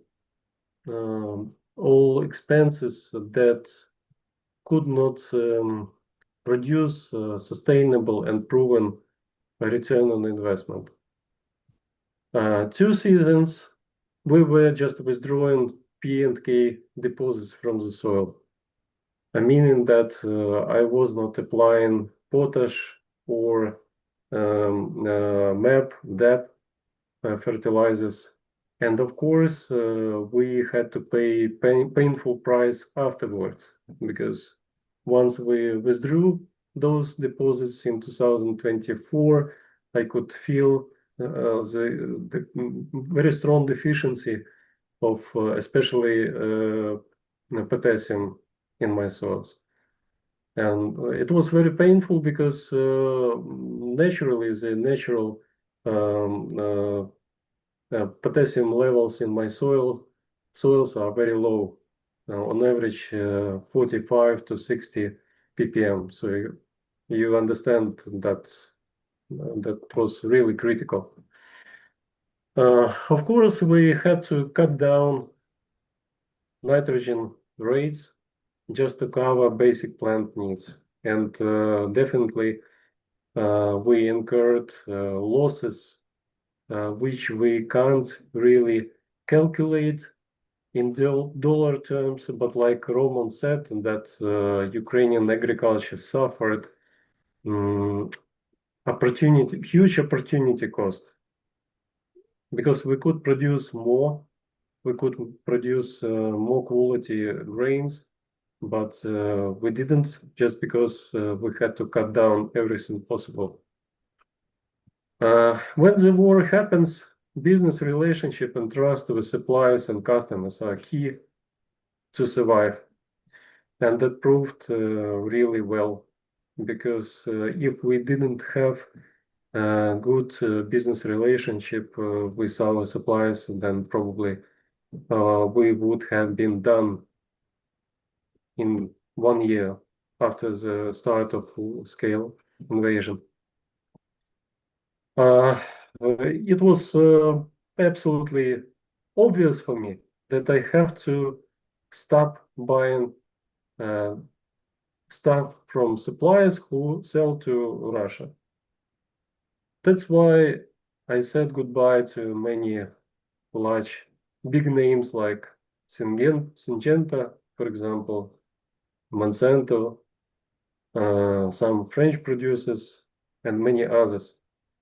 However, I should say that unfortunately, not many Ukrainian farmers take into account that factor. But that's my personal choice, and that's all the others are free to do what they want to do. Unfortunately, we are still dependent on chemicals coming from China. That's a huge dependence. I'm buying generic stuff produced locally, but that generic chemicals are being produced from the active ingredients imported from China. Also, it was a period when we tried to do our best to search for direct export contracts. I sold rape seeds and some winter wheat grains to not to Poland, but mostly to Germany. But really, it wasn't a solution, because Polish farmers were blocking the border. They thought that Ukrainian agriculture will overwhelm Polish market, and it was very easy for them to blame Ukrainian farmer for the prices that went down. So when the Great War started, the prices globally, except for Ukraine, they went up considerably. And Polish farmers were enjoying high prices. But when finally Ukrainian grain exports started entering the world markets, the grain prices naturally went down. And that was the point when Polish farmers, of course, governed by some Polish politicians, they decided that Ukraine is to blame for the prices coming down. Farming challenges now. The biggest challenge for me now basically is that 2/3 of my time is still spent on the WRRU activity. So it means that I don't have time to really think about investments, about growing, about strategy, about entering or experiencing export opportunities, because I'm heavily in the process of taking the vehicles from the UK, servicing and delivering to the front line. It is still the priority. We still experience the acute lack of labor and complexity of getting people exempt from the army. The minister told that we're allowed to book up to 50% of men, which are liable to be called to the army. But in fact, it involves lots of regulations, lots of reporting, lots of different rules, which we should follow strictly. But again, I'm thankful that at least 50% can be left on the farm. And as far as I have heard, that there is a minimum acreage towards the farm that can be eligible to book their employees. Is that right? Absolutely right. Currently, it's 1,000 hectares. And there is a lot of speculations about this. But if you look at it just at the beginning, the first impression is that the small family farmers, the smallest farmers, are left unprotected because they are easily taken, can be easily stopped at the street and taken to the army. Yes, it is the case, but it's just my personal point of view, and I'm trying to be most objective here. What I've heard, what I've heard from the bigger farmers, that they needed to raise the salary to their employees in order to meet the needs to be classified as the industry, critical industry member. They needed to have a certain amount of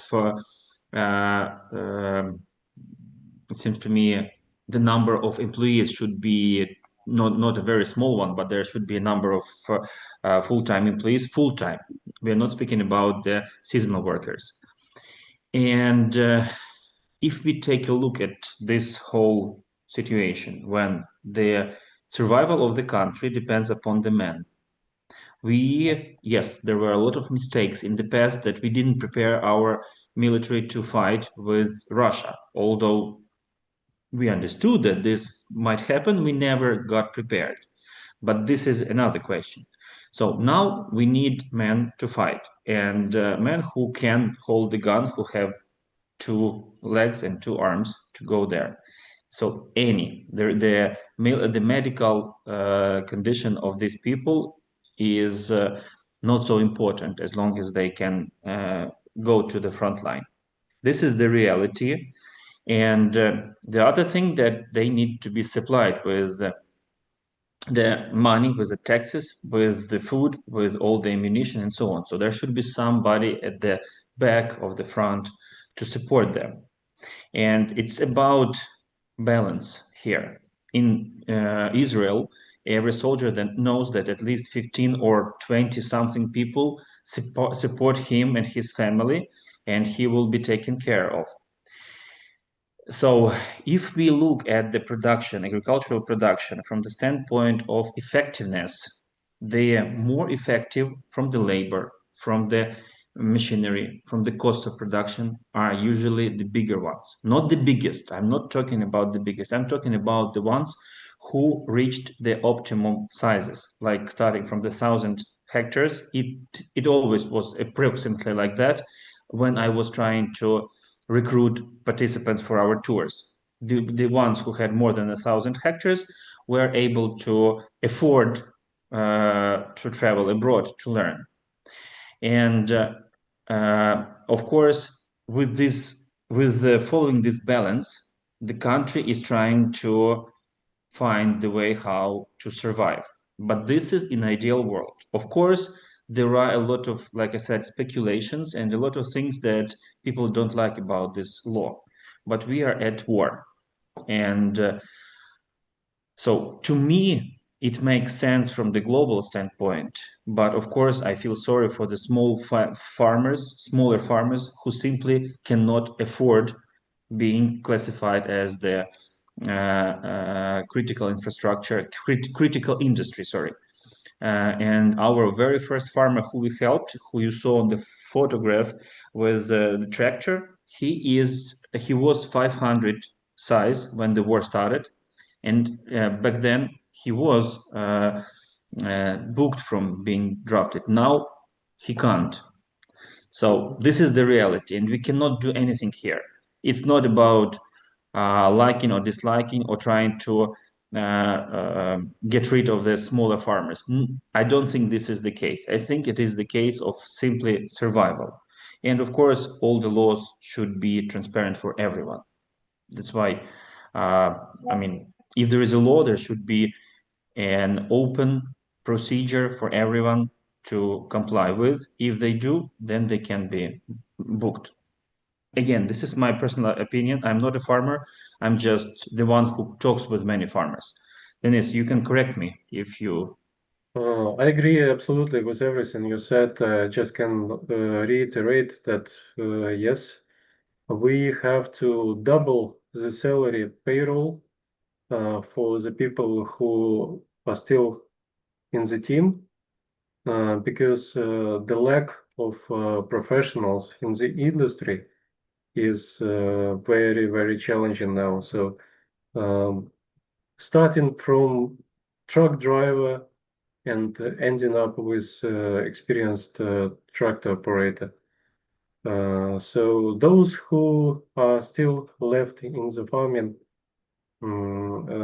business, they started to earn at least 2 times more than before the full-scale invasion. That's a good part of the story for people, of course, but the problem is that it imposed extra financial burden on the farms themselves. So the profit margin has shrinked considerably because of that factor too. So now it's more, in some cases, it's more like a social thing. We are paying high salaries. We increased the land lease payments to landlords because despite the war situation, the competition for the land is very high. And this is like a marathon, long-term marathon. Those who will be able to run until the end, they will win. Those who will fall at half distance to the finish line, they will disappear from this market. So, like you said, it's always like a balance. And when such stressful things happen, like a full-scale invasion, you need to find the right balance between different things, not just only expenditures and yield potential. Coming back to the challenges that we are facing now, we also have to pay more to logistics because of the war risks. Odessa ports are being bombed very heavily and regularly, and freight costs have doubled. So we get, as a farmers, we get less price, which accounts for bigger risks due to the challenge of the ports. And you probably noticed from the slide of the minister that the port infrastructure is absolutely critical and indispensable for Ukrainian agriculture. We can't export most of our produce through EU border. It's not physically possible. So access to Black Sea is absolutely critical for Ukraine. Of course, we are paying higher fertilizer cost now because Ukraine has no own P&K deposits at all. So it's mostly, I would say, 95 or even 100% imported products. And again, war risks are higher, logistics is more expensive, and most of potassium deposits are located in Belarus, which is an ally to Russia, in fact. So we're not importing anything from Belarus, but most of EU countries and the EU producers are making advantage out of that situation because Belarus is eligible to sell their potassium to EU producers, which process the potash and sell higher added value products to Ukraine. So in fact, we are buying Belarus stuff, but we are paying extra margin to EU processing companies. Of course, I have to mention blackouts and electricity shortfalls. That's one of the biggest constraints. I had to buy 100 kilowatt generator to supply my farm with electricity, and it was especially critical during the time when we were drying the corn. And you should understand that electricity generated by generator is at least 3 times more expensive than just regular electricity from the grid. But in the situation when you have no other choice, that's a good solution. Unfortunately, me as a farm manager, I don't have clear long-term strategy. Why is that? Because we live in short planning horizon. You can't plan things which involve 5 years or 7 years or even 10 years planning horizon, because you never know what will happen tomorrow. I can do some small investments that produce proven return on investment. So I'm not looking for any kind of things which I'm not really confident in. And within the country scale, it means that we spend less on technology, on investment, on R&D. We're just sticking around the decisions that have proven to be efficient, and that's it. I have to think about keeping reserves for the worst case scenario. The worst case scenario can mean can vary from the blockage of Odessa ports again. So it means that the price for my grain would fall 40% or even more, and that would just put me at the level of existence. Or I can meet Shahed or Russian missile the other day, and it's also the end of the story. The government may change the rules for booking manpower, and for example, instead of 50%, they can let me leave 25%, and then again, what should I do with that? We have also, I didn't mention it on this slide, but also Ukrainian government sometimes invents very weird regulations.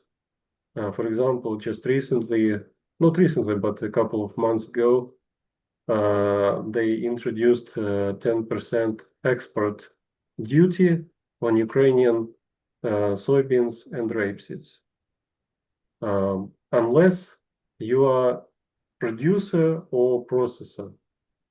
And what it means for me as a small farmer, most of my produce is being sold to international grain traders. And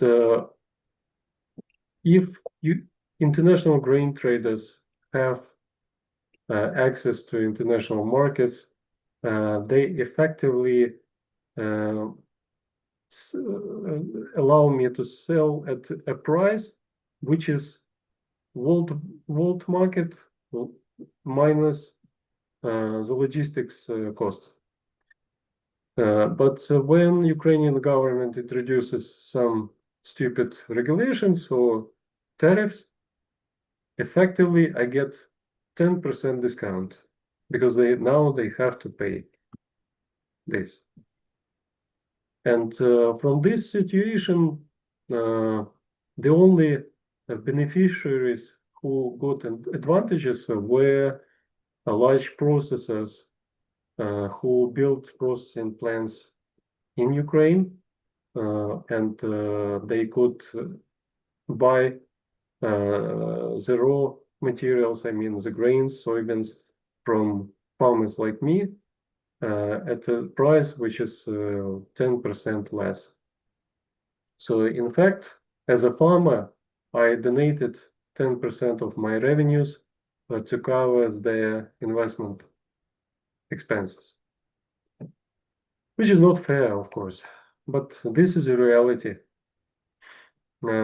I wish the minister could touch upon this important topic, but maybe the next time. Finally, we constantly have air raid alerts, Russian attacks, and GPS signal is being blocked by radio jammers. So when you operate modern machinery, which is dependent on GPS technology, it's always the question. Sometimes I have some. Just to add, this is a bit funny, but it wouldn't be so funny if not for. It would be more funnier if not the war. All the time when Ukrainian farmers were visiting United States, we saw the brand new John Deere and other Case IH equipment with markers on it. Just a brand new one with markers. And the farmers were wondering, why do you need these markers if you have GPS signal? And the answer always was, this is just in case that the GPS signal is lost. And now we also we are buying those markers. I mean, Ukrainian farmers are looking for them because the equipment was supplied to Ukraine with minimum weight. So the markers were considered as something not necessary, and nobody bought them with these markers in Ukraine. Now they are looking for it because sometimes, for example, last year, we were planting with one of our field agricultural council host farms, and he said, we are waiting for the signal because right now our tractor identifies itself in Argentina and we don't have the markers, so we need to wait. Yeah, you're talking about mostly about foam markers on sprayers, so like a foam path on the ground. Yeah, that's the technology that was existent in, I think it was more or less widely spread 20 years ago or even more. But now it's coming back to Ukraine. I have a friend of mine from Kharkiv region. He is a farmer on 4,000 hectares. You definitely know him. He is Viktor Filatov. So farmers around Kharkiv, which is eastern part of Ukraine, they live almost 80% of their time is always air raid alert.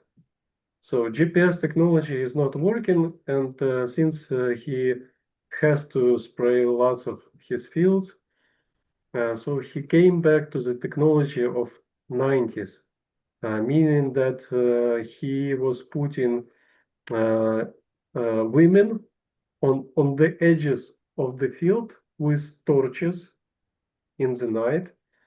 And when the sprayer was making a pass, and the spraying width is 36 meters, so that women was making 36 meters shift to the next pass.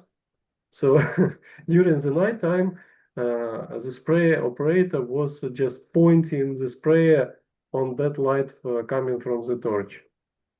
It wasn't precise, so it's not a precision technology, but it worked well and still works. That's the reality in Ukraine now. Okay, so apart from this, sometimes we get some flying souvenirs from Russian army. For example, here you can see the air defense missile. That's Ukrainian, by the way, that's Ukrainian missile that was launched to take down the Russian missile.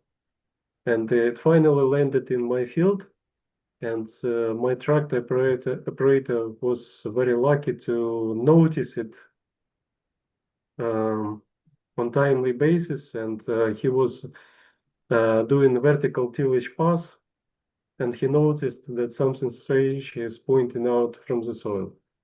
And we called to the team of anti-mining team. They came and they found out that it was still engaged. So it was controlled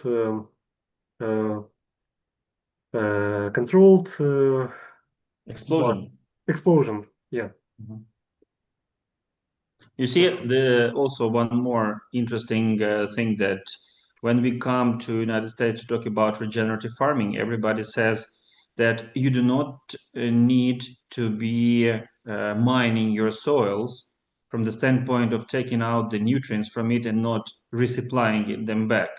And in our case, the same phrase has a totally different meaning. So mining the soil means military mining. Yeah. This is a place where Shahed drone touched the ground. The photo doesn't tell how deep it is, but just believe me that it's approximately 1.5 meters deep and approximately 4 meters wide. So, thank you for standing with us. And here you can have my contacts, and I'm happy to help or to cooperate in any way possible. And thank you, Roman, for inviting me to talk to such a respectful audience. Thank you for sharing your story openly. And we have a question about the angel organization that you mentioned in Lviv, it seems to me. Are they categorized as the NGO, the 501c3 type, like the American NGOs are usually when the businesses are sending donations towards these organizations, they are not taxed upon the amounts of donated. So is this angel organization holding the same status or a different one?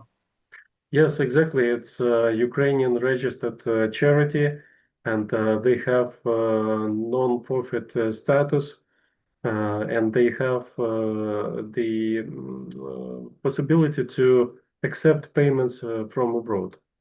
So it's not just a team of volunteers, it's a well-established organization, and they have made more than 2,000 vehicles so far, and on a regular basis they are making trips to to the front line, taking on average 15 to 17 vehicles to the front line and collecting the damaged vehicle for repairs from there.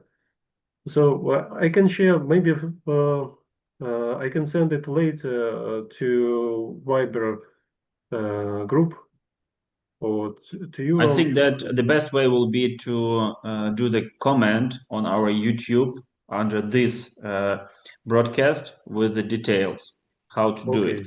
And I would like to mention that World to Rebuild Rural Ukraine is also the Ukrainian founded charity, but we have the ambassadors, the foreigners, and we have agreed that our activity will be limited with the social and peaceful aid. So we are not considering any military, or as we call it, double purpose things.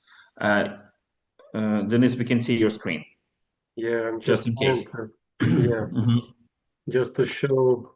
Yeah. So I was trying to say that should you be willing to help with the vehicles or with the weapons, you can address Denise directly, or should you be willing to support the activity of ours? This is rebuilding and education and teaching, and then you can address our partners in the United States, LifeNets.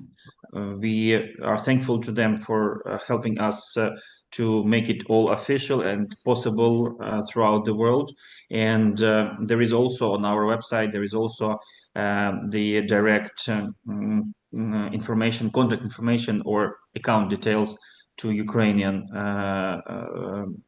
NGO official, just like this one. So there is a number of options should you be willing to participate.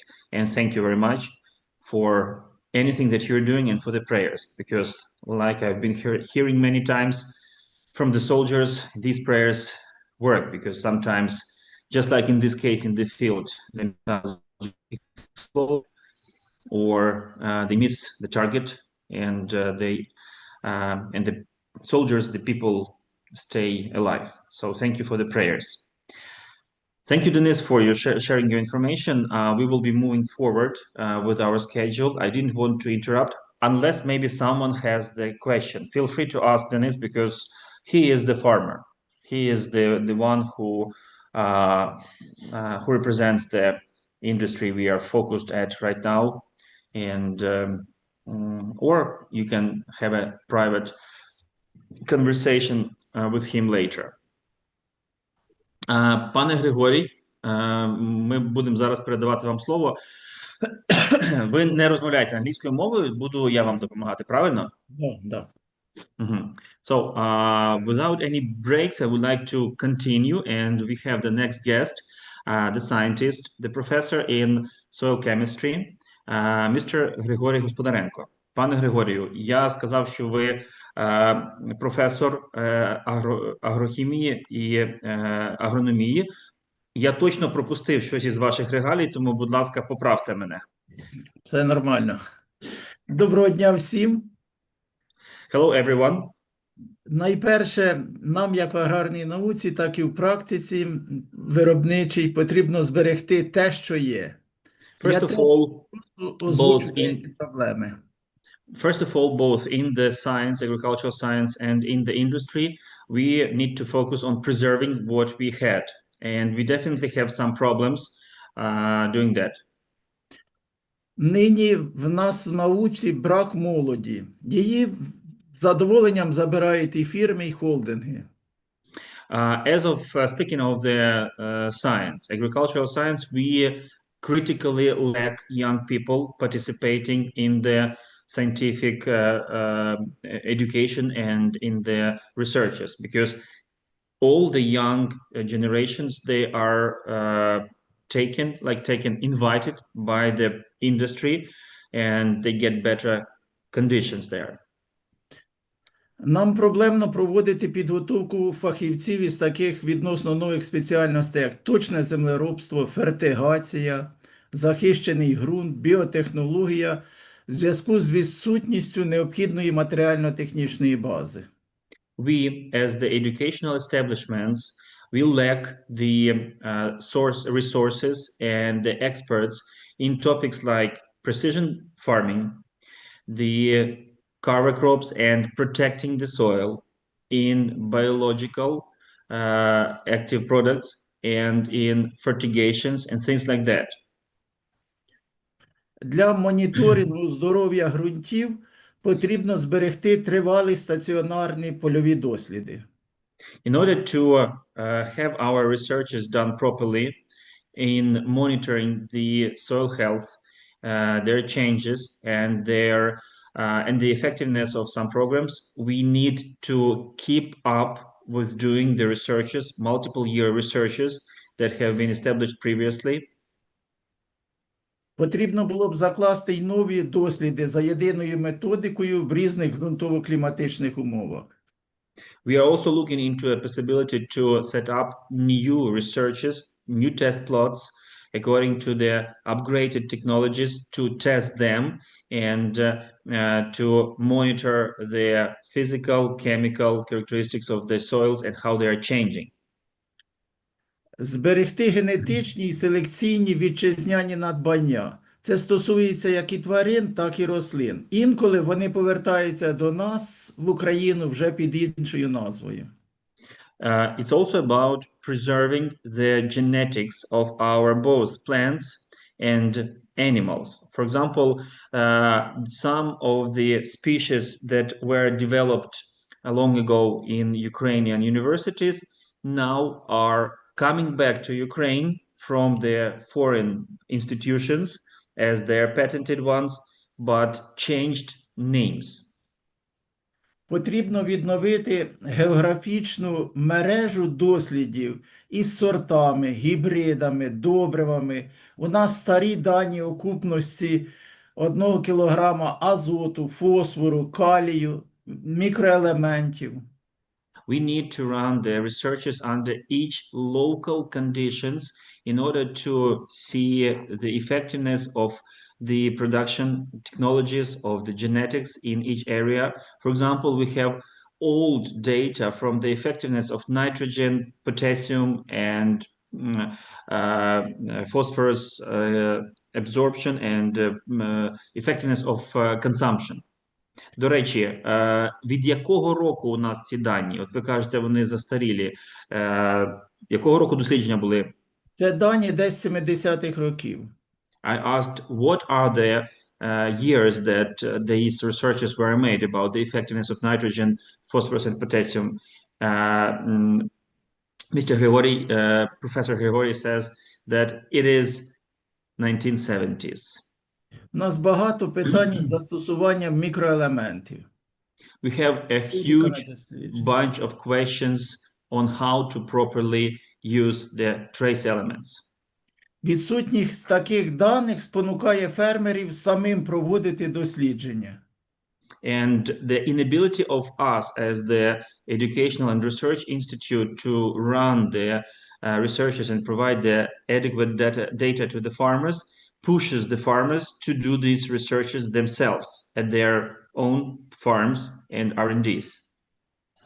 найближчим часом потрібно провести картографування врожайності полів. Це буде значним кроком вперед, як з погляду екології, так і ефективного застосування удобрювальних продуктів.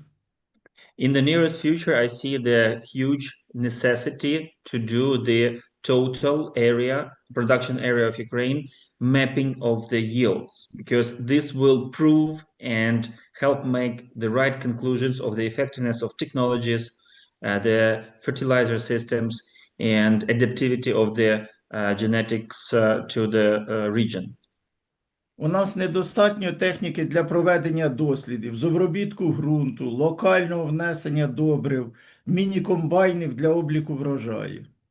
We as the institution lack the equipment to do the researches on tillage, like all sorts of minimum tillage.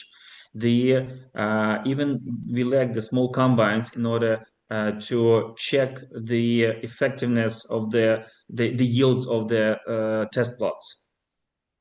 Лабораторії мають застаріле обладнання, їх низька продуктивність. Недостатньо, наприклад, аналізаторів якості продукції отриманої. The laboratories lack the latest equipment in order to be able to check the quality of the agricultural produce that is coming to the market. For example, for the things that are inadequate numbers, inaccurate numbers, and the things that need to be checked, the market demands. Аналіз якості ґрунтів. Є наші держстандарти, і в Україні є кілька десятків лабораторій, які проводять аналіз ґрунтів за різними методиками. Різні показники, різні рекомендації. Фермери не можуть зорієнтуватися. There is an abundance of the soil analysis services, and each private laboratory provides a little bit different recommendations. And for the farmers, it is a challenge which laboratory to trust, whether it is the state-owned laboratories that are working with the universities, the older-fashioned way, or the new ones, and which of those have more adequate results.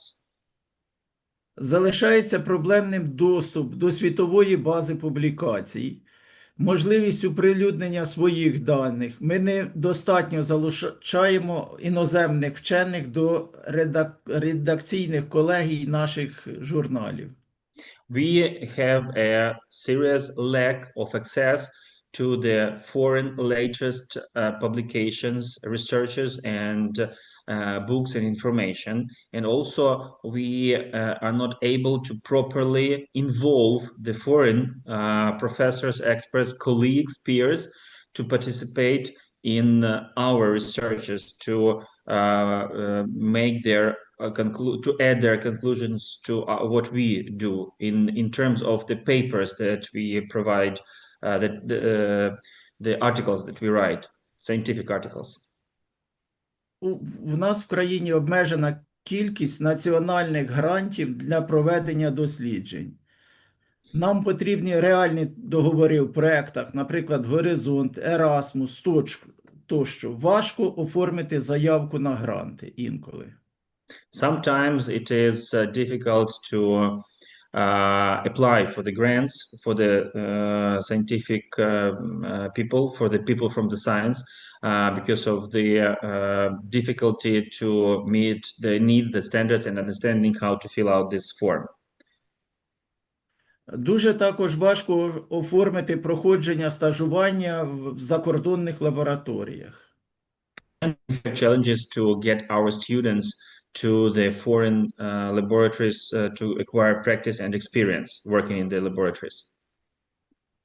В науці і в виробництві нам потрібно переходити на стандарти Євросоюзу. При цьому не йти уже, а бігти.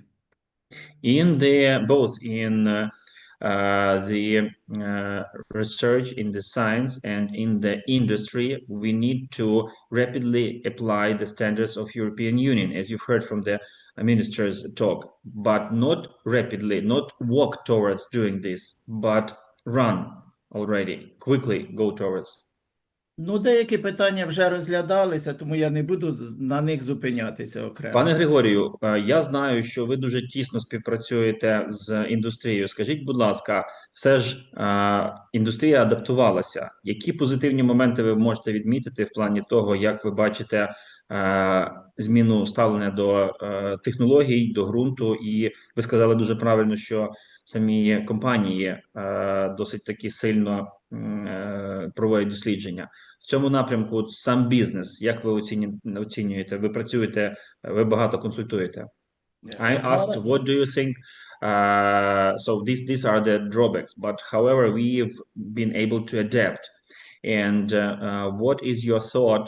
The private companies, the businesses that run these researches, were they able to achieve some good results? And maybe their attitudes to the soil and to the technologies has changed? Зараз фермери в зв'язку з підвищенням ціни на удобрювальні продукти, засоби захисту рослин, як не дивно, починають звертатися до науки, щоб уже чітко була розроблена технологія, вже набагато більше почали проводити аналізи ґрунтів, звертаються по таких питаннях, як правильно прочитати цей агрохімічний аналіз ґрунту і як правильно застосовувати все. І, наприклад, обліки там шкідників, хвороб, теж все ставиться на більшу наукову основу і під більший контроль.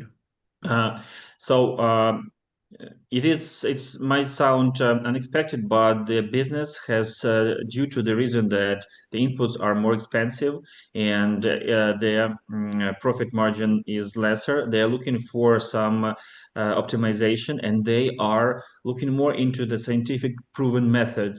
For example, they want to invest more wisely into their fertilizers, into the crop protection chemicals, and understand what should be the program for each certain pest, but not just doing the, as we call it, insurance application of chemicals. Відносно нашого, як ви побачили зміну ставлення до землі з входом в ринок землі? Як от ви, як науковець, можете позитивну тенденцію оцінити, чи все-таки є якісь, ну, якби, наскільки позитивно вплинуло відкриття ринку землі на ставлення до землі? My question is about the effect of the soil attitude to the soil attitude when the market of the land was open. When now we can buy and sell land, it is a commodity, and has it changed the attitude to the production potential of the soil, and any shifted visions to the approach to the soils? Саме перше повинно бути – це впевненість у власності землі. Тоді фермер буде знати, що його земля, він буде дбайливо відноситися до неї і буде прагнути залишити після себе її в кращому стані для своїх дітей, онуків і правнуків. It is a universal truth that once you are sure that the land will be remaining your property in the future, you start treating it differently. You would want it to be profitable for the future usage by your children and those who will continue farming it.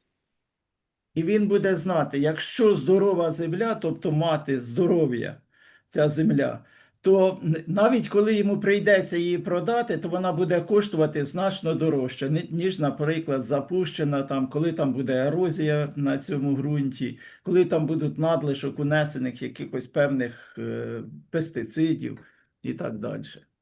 The owner of the land clearly understands that the value of this land depends upon his practices, and if he or she is mining it, so like draining down the nutrients from it or allowing the erosion to happen, the value, should he be willing or needing to sell it in the future, the value of it will be decreased as well. As a result, he loses the investment.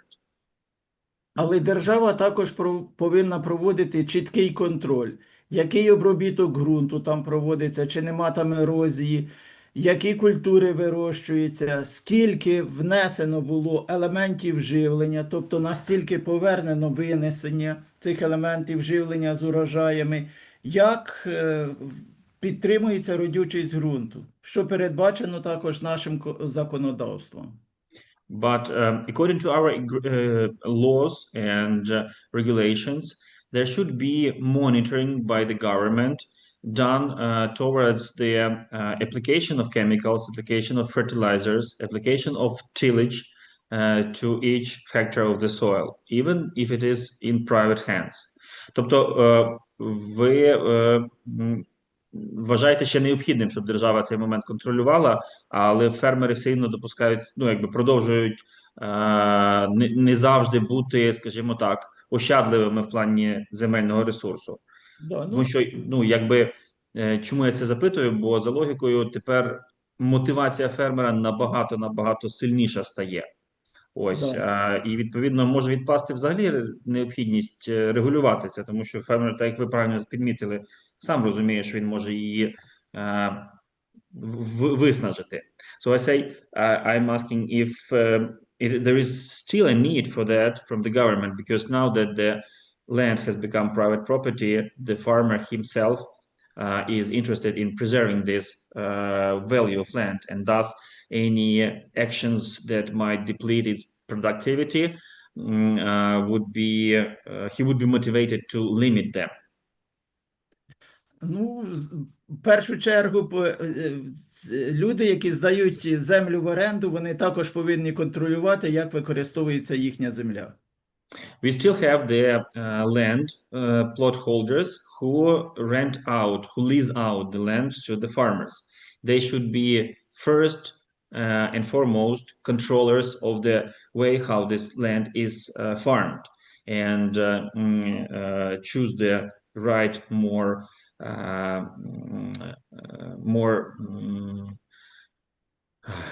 better farmers for their land, so to say. Тому зрозуміло, що свою власну землю фермер буде використовувати якнайкраще. It's of course understood that if the land is owned and the farmer is farming his own land, he will definitely treat it the best way he can. Пане Григорію, ще таке запитання ось стосовно викладачів. Наскільки я знаю, викладачі, вчителі і наукова спільнота, вони також вважаються критичною індустрією, і вони також можуть бути звільнені від служби. Яка ситуація в університетських працівників, от у ваших колег, які підлягають військовому обліку, вони якось можуть бронюватися від служби? I asked about the eligible scientists and teachers at the universities and schools eligible for the military service. If there is any program that allows them to be, again, booked from the military, because as far as I know, education and the science industry, they are also considered to be the critical industry. Проблеми з цим нема. Викладачі бронюються від служби, вони викладають, проводять наукові дослідження, і тут проблеми не виникає. Їм не треба нікуди ні звертатись, нічого. Це автоматично на рівні керівництва університету подається ці дані про викладачів, і в них проблеми не, вони заброньовані. Які вимоги до кількості годин, які вони повинні викладати? Чи це може бути, чи це повинно бути обов'язково очне навчання? І взагалі, чи була проблема, що частина викладачів змушена була перейти на онлайн або покинути країну? So I'm asking, what are the conditions and the requirements for the teacher to be booked? Because Grigori just said that it is 100% booked from military service, everybody who works at the universities and research facilities, and the students as well. But this is done directly by the management of the university, and the students and teachers and scientists, they don't even need to do anything. And I asked what should be the requirements of his, because this is mainly, we're talking about men, his work, how many hours or what status should, I mean, can they do the online teaching and be booked or only offline lessons? Ну, дуже мала частина, одиниці, наприклад, з нашого університету покинули університет і переїхали за кордон. В основному з дітьми, жінки. Чоловіків там, я не знаю, там, ну, може, один, два і все. Тут проблеми такої не було, не виникало проблеми. Щодо з навчанням, ну, ви знаєте, ковід був, наприклад, тоді переходили частково ми на дистанційне, на онлайн навчання. Потім навчання практично відновилося, але коли обстріли, будемо говорити, збільшуються, то приходиться переходити або на змішану форму навчання, або на онлайн навчання. Але навчання проводиться, наприклад, зимовий період в зв'язку з цими блекаутами, то зміщується навчання, наприклад, на літні місяці. І такої поки проблеми немає. І надіємося, буде все краще. Very few teachers left Ukraine searching for the shelter abroad. Mainly those were women, female teachers who took their children and were able to leave the country. Men-wise, it is not so critical. Maybe one or two left the university and left the country. Majority of the teachers, staff stayed. According to Grigori, the format of education was online at mostly during the COVID times. Now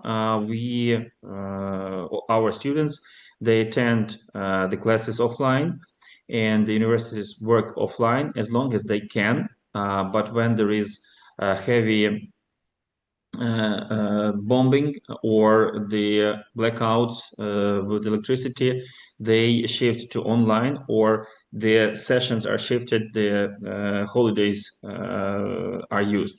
До речі, стосовно ось цього блекауту, як відносно опалення і наявності електрики в університеті, і особливо в теплицях та дослідних станціях, з цим проблем не було. Speaking of the blackouts, did you have any problems with supply of electricity for the university education, for the learning sessions, but also at the summer houses and the research facilities, laboratories where the certain temperatures needed to be kept? Проблеми такої не було, тому що в університеті поставлені були котельні, які отоплюються на дровах, потім генератори, які перекачували воду. В теплицях також були отоплення на дровах, проблеми такої немає. Викладачі також вдома, павербанки, акумулятори, все. Ми працюємо, навіть відключається світло, заняття викладачі проводять, студенти теж. То пройшла така підготовка, що ми не зламні в цьому. So no problem with the blackouts at the universities. The teachers and the students have been prepared, and they have the power banks, external light and electricity supplied there. University facilities, they use the old heating services that were built back in the later years, which you use wood for the pumps to pump the heating water. They are able to run some generators that were donated or purchased by the university. So the educational process goes on without any disregarding the difficulties, without any stops.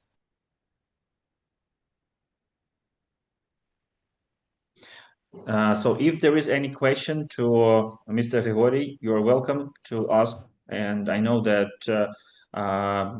we are running late, so I will not be holding Mr. Grigori too long now, but if you have questions, please go ahead. Кажу, якщо ми затримуємося вже, і ми вас і так затримали, то якщо є запитання, то хай, будь ласка, задають, але в принципі тоді будемо вам дякувати, пане Григорію. Ми вклалися в півгодини. Так, наснаги вам в подальшому. І ось сподіваємося, що ми спільними зусиллями будемо рухати нашу науку аграрну вперед. Я зараз в 2 словах розкажу про попередні домовленості наші, з вашого дозволу. І сподіваємося, що і в польовому консиліумі, тобто це в цих ось наших об'їздах фермерських господарств, які ми вже тричі робили, ви теж матимете змогу прийняти участь. So I just said thanks to Professor Grigori for his time, and with his permission, I would like to mention that we will be heavily involving him into our projects. As you have heard, the needs of the science in Ukraine coincide and meet very much with our goals of our educational events, like the conference and like the Field Agricultural Council, especially because within this event that we do, Field Agricultural Council, we are conducting these researches with the reputable professors from all over the world in different regions in Ukraine. And the first agreement that we made with Mr. Grigori, with Professor Grigori, that he will join our group traveling to United States in beginning of June, and we will be meeting with a number of scientists, his peers, on soil chemistry, soil science, fertility, just trying to collect the most valid and the most working technologies for the Ukrainian realities. And also, of course, I hope that the schedule of Professor Grigori will be able to allow him to join our Field Agricultural Council this year, 2026. Дякую, пане Григорію. Рухаємося вперед. Зараз я попрошу тоді Віталія. Віталій Грищенко, ти тут? Так, тут. So, now, в тебе відео не включене. Можна тебе... Так, о, супер. So, now we are shifting to the next guest of ours. Vitaly Grishenko is the consultant, the private consultant in agronomy, fertility, crop protection, and farm management, who works with a number of various sizes farms in pretty much majority of the oblasts, occupied or safe, so to say, oblasts. So Vitaly can provide his outlook to the general industry situation, not focusing just on the small ones or the middle ones, but in general, what are the things that we can be proud of in terms of resilience, and what are the things that we still need in order to be more successful. Віталій, тобі перекладати, що я сказав? Чи ти зрозумів мене? Я зрозумів. Дай мені доступ, щоб я міг поширити. Okay, so I'm sharing the co-host status with Vitaly. He will have some slides for us.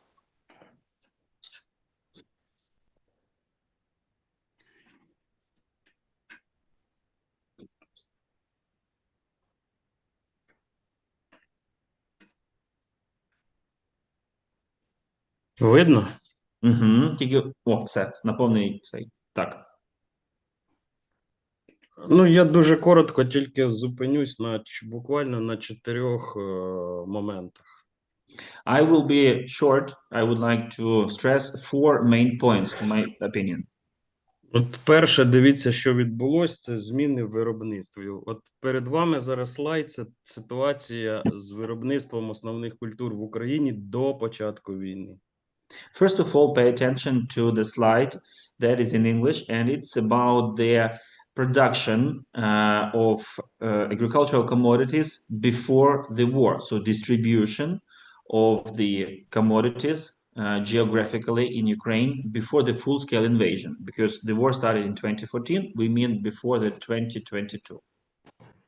Так що, звернуть увагу, то в основному бойові дії і війна зацепила в першу чергу 2 культури. Це соняшник і озиму пшеницю. Тому що саме от в цих регіонах, де зараз ведуться бойові дії, і найбільшу, досить велику площу займали посіву саме ці культури – соняшник і пшениця.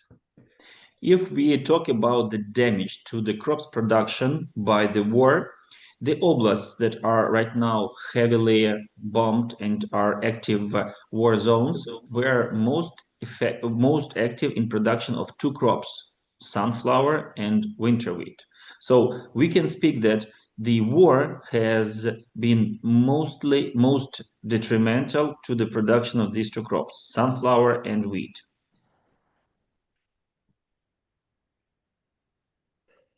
Ну, якщо подивитись на посівні площі, то ви ну, бачите, що в 22-му році практично ну, всі ці наші основні найбільші культури, соняшник, пшениця, кукурудза, ячмінь, вони всі просіли по площам, і ну, навіть на сьогодні ці площі не відновились. Ну, з пшеницею і з соняшником зрозуміло, тому що це окуповані території.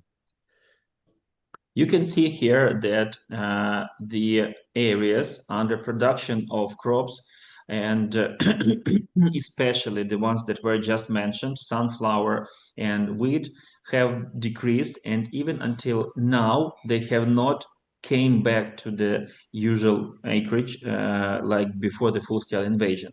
So since the 2022, they went down from about 7 million to less than 6 million, 5.5 million in some areas. I mean, that's the highest. But sunflower is suffering the most. And wheat. На сьогоднішній день, по суті, ситуація виглядає ось таким чином. Тобто, умовно кажучи, практично всі культури здвинулись дещо західніше, ну, західніше, особливо це стосується ну, всіх культур. So you can see the current situation 24-25 of production of crops per geography of unoccupied Ukraine. So we can speak that these production focuses have shifted more to the western hectares. І якщо подивитись по загальному виробництву зерна, от по цим в розрізі всіх цих культур, от з 22 по 25 рік, то, ну, як ви бачите, найбільше Україна втратила по двом культурам, це от пшениця і соняшник, хоча й кукурудза, але кукурудза – це не прямий вплив війни, а це просто самі виробники прийняли рішення перейти на менш витратні культури для того, щоб підстрахувати, скажімо так, і зменшити витратну частину. So you see that these bars, they show that majority of the crops have suffered from the war, have decreased, but the two that we just mentioned, wheat and sunflower, they suffered the most. You can see also the decrease in production of corn, but this is not the direct influence of the war. It is just a matter of farmers looking for the more smart investments, and the crops that require a lot of attention and a lot of inputs are secondary or later on in the row to be planted, and thus the farmers are concentrated more in the cheaper to produce crops. Друге, це відбулося трансформація як логістичних шляхів, так і, ну, по суті, торгових партнерів. So the second option, the second point I would like to mention that the transformation and the total change of game at the logistics side of things. So the partners and the routes have changed. От як ви зверніть увагу, от блакитний колір – це там, де продаж, експорт продукції з України туди зріс, а от такий темний колір – це де він зупинився, а світлий, ну, помаранчевий колір, такий жовтенький – це там, де він зменшився. So if you take a look at this map, the blue color countries are marked the ones that increased the purchase of Ukrainian commodities. The darkest color, the almost brown, it is where the sales of our commodities have stopped at all. Export to those countries has stopped at all. The other lighter red brownish colors mean that the export to those countries have decreased since the full-scale invasion. Тобто, якщо так дуже коротко, то Україна переорієнтувалася зі Сходу на Захід, і це, відповідно, тягне за собою певні наслідки, тому що якщо раніше там особливо не звертали увагу на якість продукції, яка експортується, то зараз уже цим суттєво переймаються, і зараз всі виробники дуже дотримуються регламентів використання деяких пестицидів, які особливо заборонені в Європейському Союзі. So, shortly speaking, the market of our export has shifted from the east to the west, and Western countries have higher standards for the commodities.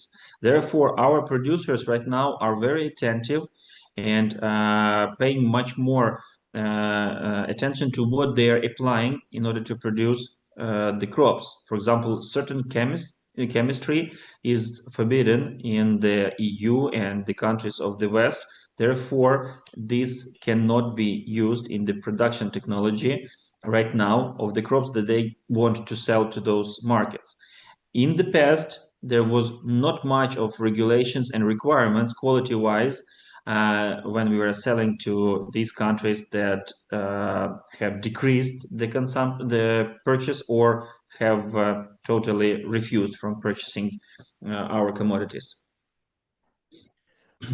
Ну, і в тому числі це ж вплинуло і на складську логістику, на елеватори, тому що подивіться, як змінилася ситуація із елеваторами і з динамікою елеваторних потужностей. Тобто ці всі потужності умовно зі сходу країни переміщаються на захід, особливо захід України суттєво додав в елеваторних потужностях. І в принципі, хоча і взагалі загальна ємність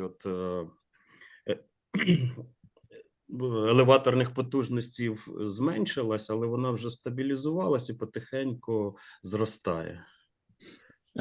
If you take a look at the right side of the slide, you can see the elevator's capacity, and the dynamics is towards the west again. So a lot of the silos, terminals, and elevators, the storage facilities have been initially located in the central to the southern eastern part of Ukraine, not so much in the west. However, now due to the war, these storage capacities are considered in the west are considered to be safer investment, and therefore the increase in the volume of the storage for the grains in the west is so dramatical. You can see the numbers in green. І на сьогоднішній день Україна суттєво не диференціювала, а диверсифікувала свої транспортну логістику, тому що якщо до війни основний продаж зерна відбувався через порти, то зараз є можливість через порти Чорного моря, через порти Дуная і безпосередньо на Європу, або транспортом вантажним, звичайним, автомобільним, або через залізницю. Ну, там є свої певні труднощі, але в цілому такі напрямки руху товару відкриті. The route to the markets of our commodities has been diversified since the beginning of the full-scale invasion. If before the 2022 majority of the crops were sold through the ports of the south, now we have the option to sell it by trucks coming over the border to Europe, by railroads, the same coming over the border to the Europe, although there are some restrictions and regulations. However, it is possible. Ports-wise, we have the option to do the Odessa port or the Danube River port, which has grown in the volume, in the capacity since the full-scale invasion, just because of our flow has increased. Ну і зверніть увагу на експорт зерна з України. Початок війни, 22-й рік, для багатьох це був шок, тому що експорт повністю зупинився, але не дивлячись на всі труднощі із експортом, бізнес досить швидко зреагував, перебудувався. І, в принципі, навіть в 22-му році експорт, можна сказати, не просів, а в подальшому він повністю стабілізувався, і зараз з експортом продукції з України немає ніяких проблем. If we take a look at this chart in the bottom, you can see that the export volume has been very little in a little manner was affected by the war. Yes, of course, the total export in 2022 dropped radically. However, it didn't drop much less than years before, and it reorganized and found the alternative routes. The businesses found alternative routes, and now it is gradually growing. So in terms of selling the commodities abroad, we cannot speak of any difficulties or obstacles. There are options in place.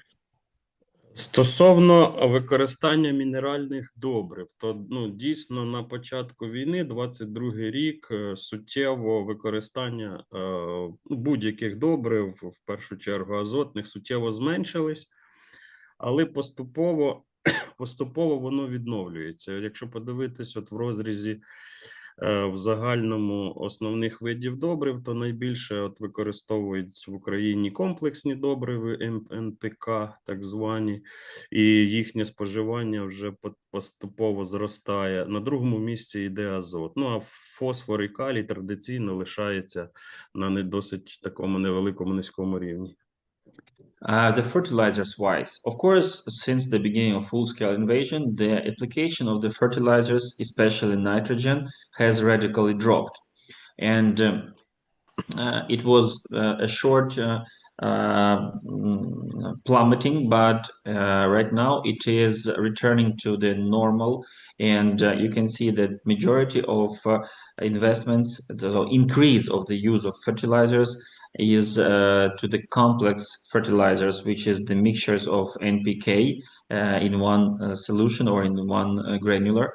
And nitrogen fertilizers are still not so, it's growing but not so high, but potassium and phosphorus remains low as always. Тобто ця ситуація, мається на увазі війна, вона багатьох підштовхнула до більш ефективного і раціонального використання добрив, і багато тепер звертає увагу на аналіз ґрунту. Якщо, наприклад, до цього там не було такого, умовно кажучи, ажіотажу. So we can say that the war pushed the farmers and agribusiness producers to a more reasonable inputs usage, and thus the services like soil analysis, soil testing have become more popular because the farmers are calculating and they are more attentive to the numbers, what they need to apply, trying to be reasonable in the inputs. По засобам захисту рослин ситуація плюс-мінус аналогічна, але засоби захисту досить швидко поновлюють свої позиції, і в принципі вже ми вийшли плюс-мінус майже на довоєнний рівень використання ЗЗР. If we speak about the chemicals used for crop production, like pesticides, herbicides, fungicides, there was similar situation when everybody were losing the interest purchasing them because of the war. Now these products are rapidly gaining back the market and coming to the normal. You can see it in the chart in the left upper corner. І досить цікава ситуація з технікою складається, тому що от імпорт техніки в Україну, в принципі, поновився, він навіть особливо так і не просідав. І зверніть увагу ось на нижній графік, наскільки от почав рости виробництво, особливо деяких видів вітчизняної техніки. Тобто в початок війни його дещо пригальмував, але зараз досить активізувалися дуже багато виробників вітчизняної техніки, і вони дуже потужно прогресують.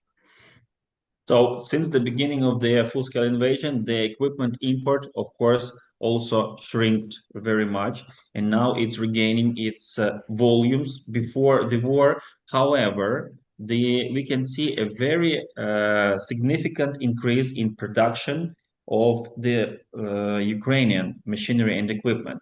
So the war has motivated right now the current situation is motivating the internal producers of equipment to increase their volumes of production. Тому бізнес в Україні досить швидко пристосувався, і причому варто відмітити, що дуже часто якби постачальники йшли на допомогу виробникам для того, щоб допомогти їм із продажем зерна, і відповідно це все стабілізувалось, і тепер, не дивлячись на військові дії, на воєнні дії, в принципі, бізнес працює, можна сказати, практично в довоєнному режимі. Можливо, навіть в деяких частинах більш ефективніше. So if we speak about the adaptiveness of the business, the supply business and the agricultural producing business, so we can say that right now it has adapted to the realities, and in some way, in some cases, it has even improved. So, and that is thanks to the flexibility of the business, and also some agreements between the suppliers when they were simply understanding the situation and improving their cooperation conditions for the farmer, like discounts, loans, and breaking down the payments. And this collaboration, this dialogue has created the improvement overall and quick adaptation. Ну і про решту, скажімо так, проблем уже сьогодні говорили. От третя така особливість – це те, що ось такі реалії на сьогодні на полях в Україні досить звична вже історія, причому чим ближче до зони бойових дій, тим більше от таких ситуацій, і особливо в безпосередній в близькості до зони бойових дій, або там, де по землі пройшлися російські окупанти, трапляються періодичні підриви техніки на залишених нерозірваних мінах, снарядах і так далі. The third point I would like to stress is, of course, about the drawbacks of current situation that have been touched by the previous speakers, and this is the military dangers that are heavily present in the lands where Russian soldiers' boots have touched the Ukrainian soil, and also the areas that are in close proximity to the front line. Ну і звичайно, досить гострою стоїть кадрові питання, тому що в середньому, от якщо взяти господарство в Україні, то десь від 30 до 70% персоналу, в основному це механізатори, були мобілізовані, і вже частина із цих мобілізованих вже навіть повернулась назад, на жаль, вже є мертвими, загинули. Of course, the limit of employees and the problem with the employees that, for example, about from 30 to 70% of the truck drivers and the labor, the men labor who were qualified to do the field operations, to run the equipment, to fix it. They have been drafted, and unfortunately, a portion of those who went to fight have been killed, unfortunately. Ну, поки що, скажімо так, вирішення оцієї проблеми, не видно. Ну, але я думаю, що якось і до цього бізнес також пристосується. Але в деяких господарствах навіть власники вже задумуються про те, щоб сідати за кермо безпосередньо трактора чи комбайна, бо, якби інших виходів, немає. This is the situation to which the industry has not yet adapted, and of course, as time passes, the new sources of employees or the new options will be developed. For example, we also have heard that today, but it was unusual before the full-scale invasion, and it is becoming very usual that the owner of the farm starts running the equipment himself, because he simply doesn't have anyone else left to do this. Я розумію, що, можливо, це дещо, якби, можливо, смішно чи дивно виглядає для колег із США, але, всі невеличкі фермери у нас самостійно, якби обробляють землю, тобто вони є операторами і техніки в тому числі, а от середній розмір великих підприємств у нас десь там трошки більше 3000 гектарів, а так дуже багато господарств, там 5-10 тисяч гектарів, тобто, самі розумієте, власник не може обробити такий об'єм землі, тому, це наша специфіка. Maybe it sounds unusual for the colleagues, for the farmers from abroad, especially from the United States, but in Ukraine, the smaller size farmers were able to and have always been running their equipment themselves, but the bigger ones, starting from probably 3,000 hectares, it is quite difficult for them to be able to manage running their own equipment themselves, to manage to do all the job in the fields by themselves. They needed this help. Ну і на заключення ось хочу продемонструвати ось такий графік. По суті, це вже наша практично щоденна реальність, тобто з цим ми всім живемо, ходимо в школу, ходимо в університети, на роботу і сіємо, збираємо.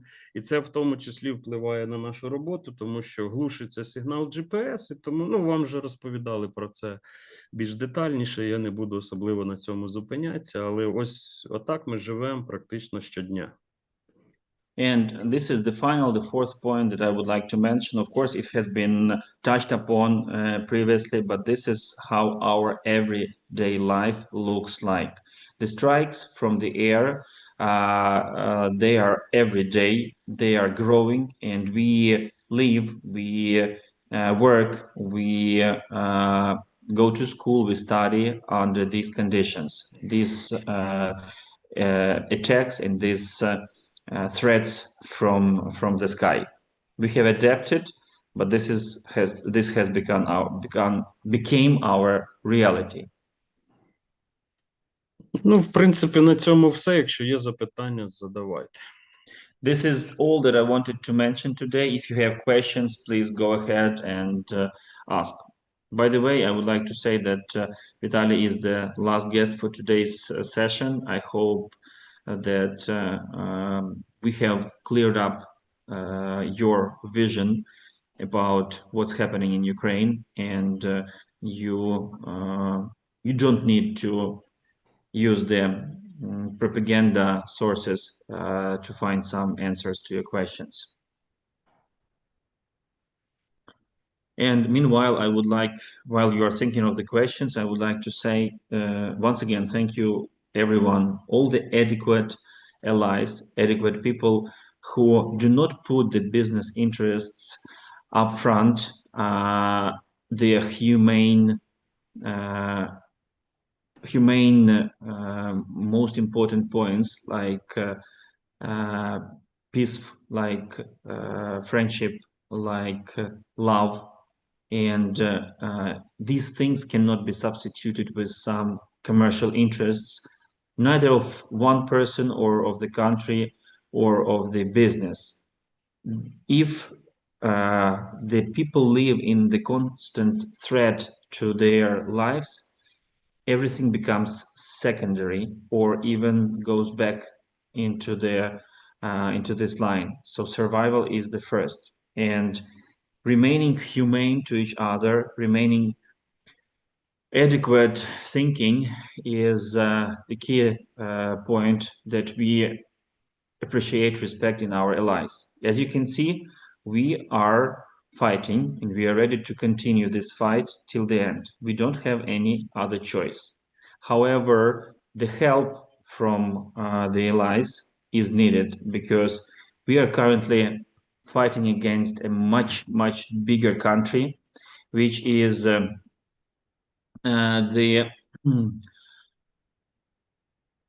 which is not thinking of their own citizens, but they're thinking of their gains at war. Their focus is medieval, the conquering of the land, which they cannot even manage, because they cannot manage their own land that they have, but they are thinking towards occupying and stealing somebody else's. So if the world wants to live in a chaos and in a medieval times again, then this is the right way to go, to support the aggressor and to support those who have shifted the values to the premedieval ones, fighting, eating, creating weapons, and dying for nothing. However, if the world is looking for the more civilized way to develop, and if the world wants to grow and to remain humane, to put their religion, their relationship between the people as the priority, then this aggressor must be stopped and punished. This is the matter not only of survival of Ukrainians, but for us it is huge, of course. It is a matter of survival of the whole law-based system in the world.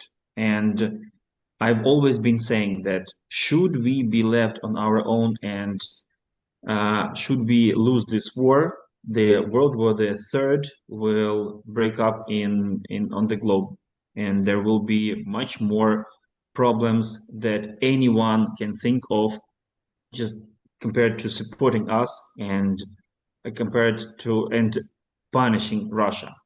There are a lot of talks that Russia is too big. It has a lot of nuclear power. It cannot be. It should be given a chance to kind of like get out from this situation with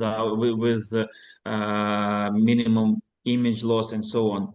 That is leaving the crime without punishment. That is showing a bad signal to all the other countries and all the other terrors. What is this system when like tyrannies? This is a signal that they can do whatever they want and they will be left unpunished. So it's just the thought that I wanted you to share among your politicians and those who make decisions. On our end, our team, the team that works with me, I have once again convinced that we are on the right way, because from what we heard right now, the agricultural industry is the one that is most adaptive, and it needs the knowledge, it needs the technologies, and it will use it wisely. So should you be of the same point of view, please join our initiatives. You can support either Ukraine in their war inputs, in donating towards the war needs or towards the needs of rebuilding and learning and resilience of our farmers, the needs that we focus on. Both of them are equally important right now. We do not need some direct money. We do not need the soldiers from abroad. We just need the adequate help in terms of the correct political decisions, technologies, and ability to learn from you. Of course, in return, you will get Europe, Western countries will get the security by having a powerful military country like Ukraine as the guardian against this medieval country, Russia, named Russia. And there is not a single doubt that if Russia takes over Ukraine, there will be no Ukraine, no Ukrainians, no Ukrainian language, no Ukrainian culture. This is what they want, and this is their target. For us, there is no doubt what their main goal is. It's not the land, it's not the resources, it's not the access to the sea. It's destroying of us. And each industry in Ukraine is fighting in its own way. Thank you for your support. All the best to you. May God bless you and your families. And you're welcome to join our initiatives. You're welcome to come to Ukraine. And should you have any questions, go ahead. I'm always open to find the right answers for you. Thank you.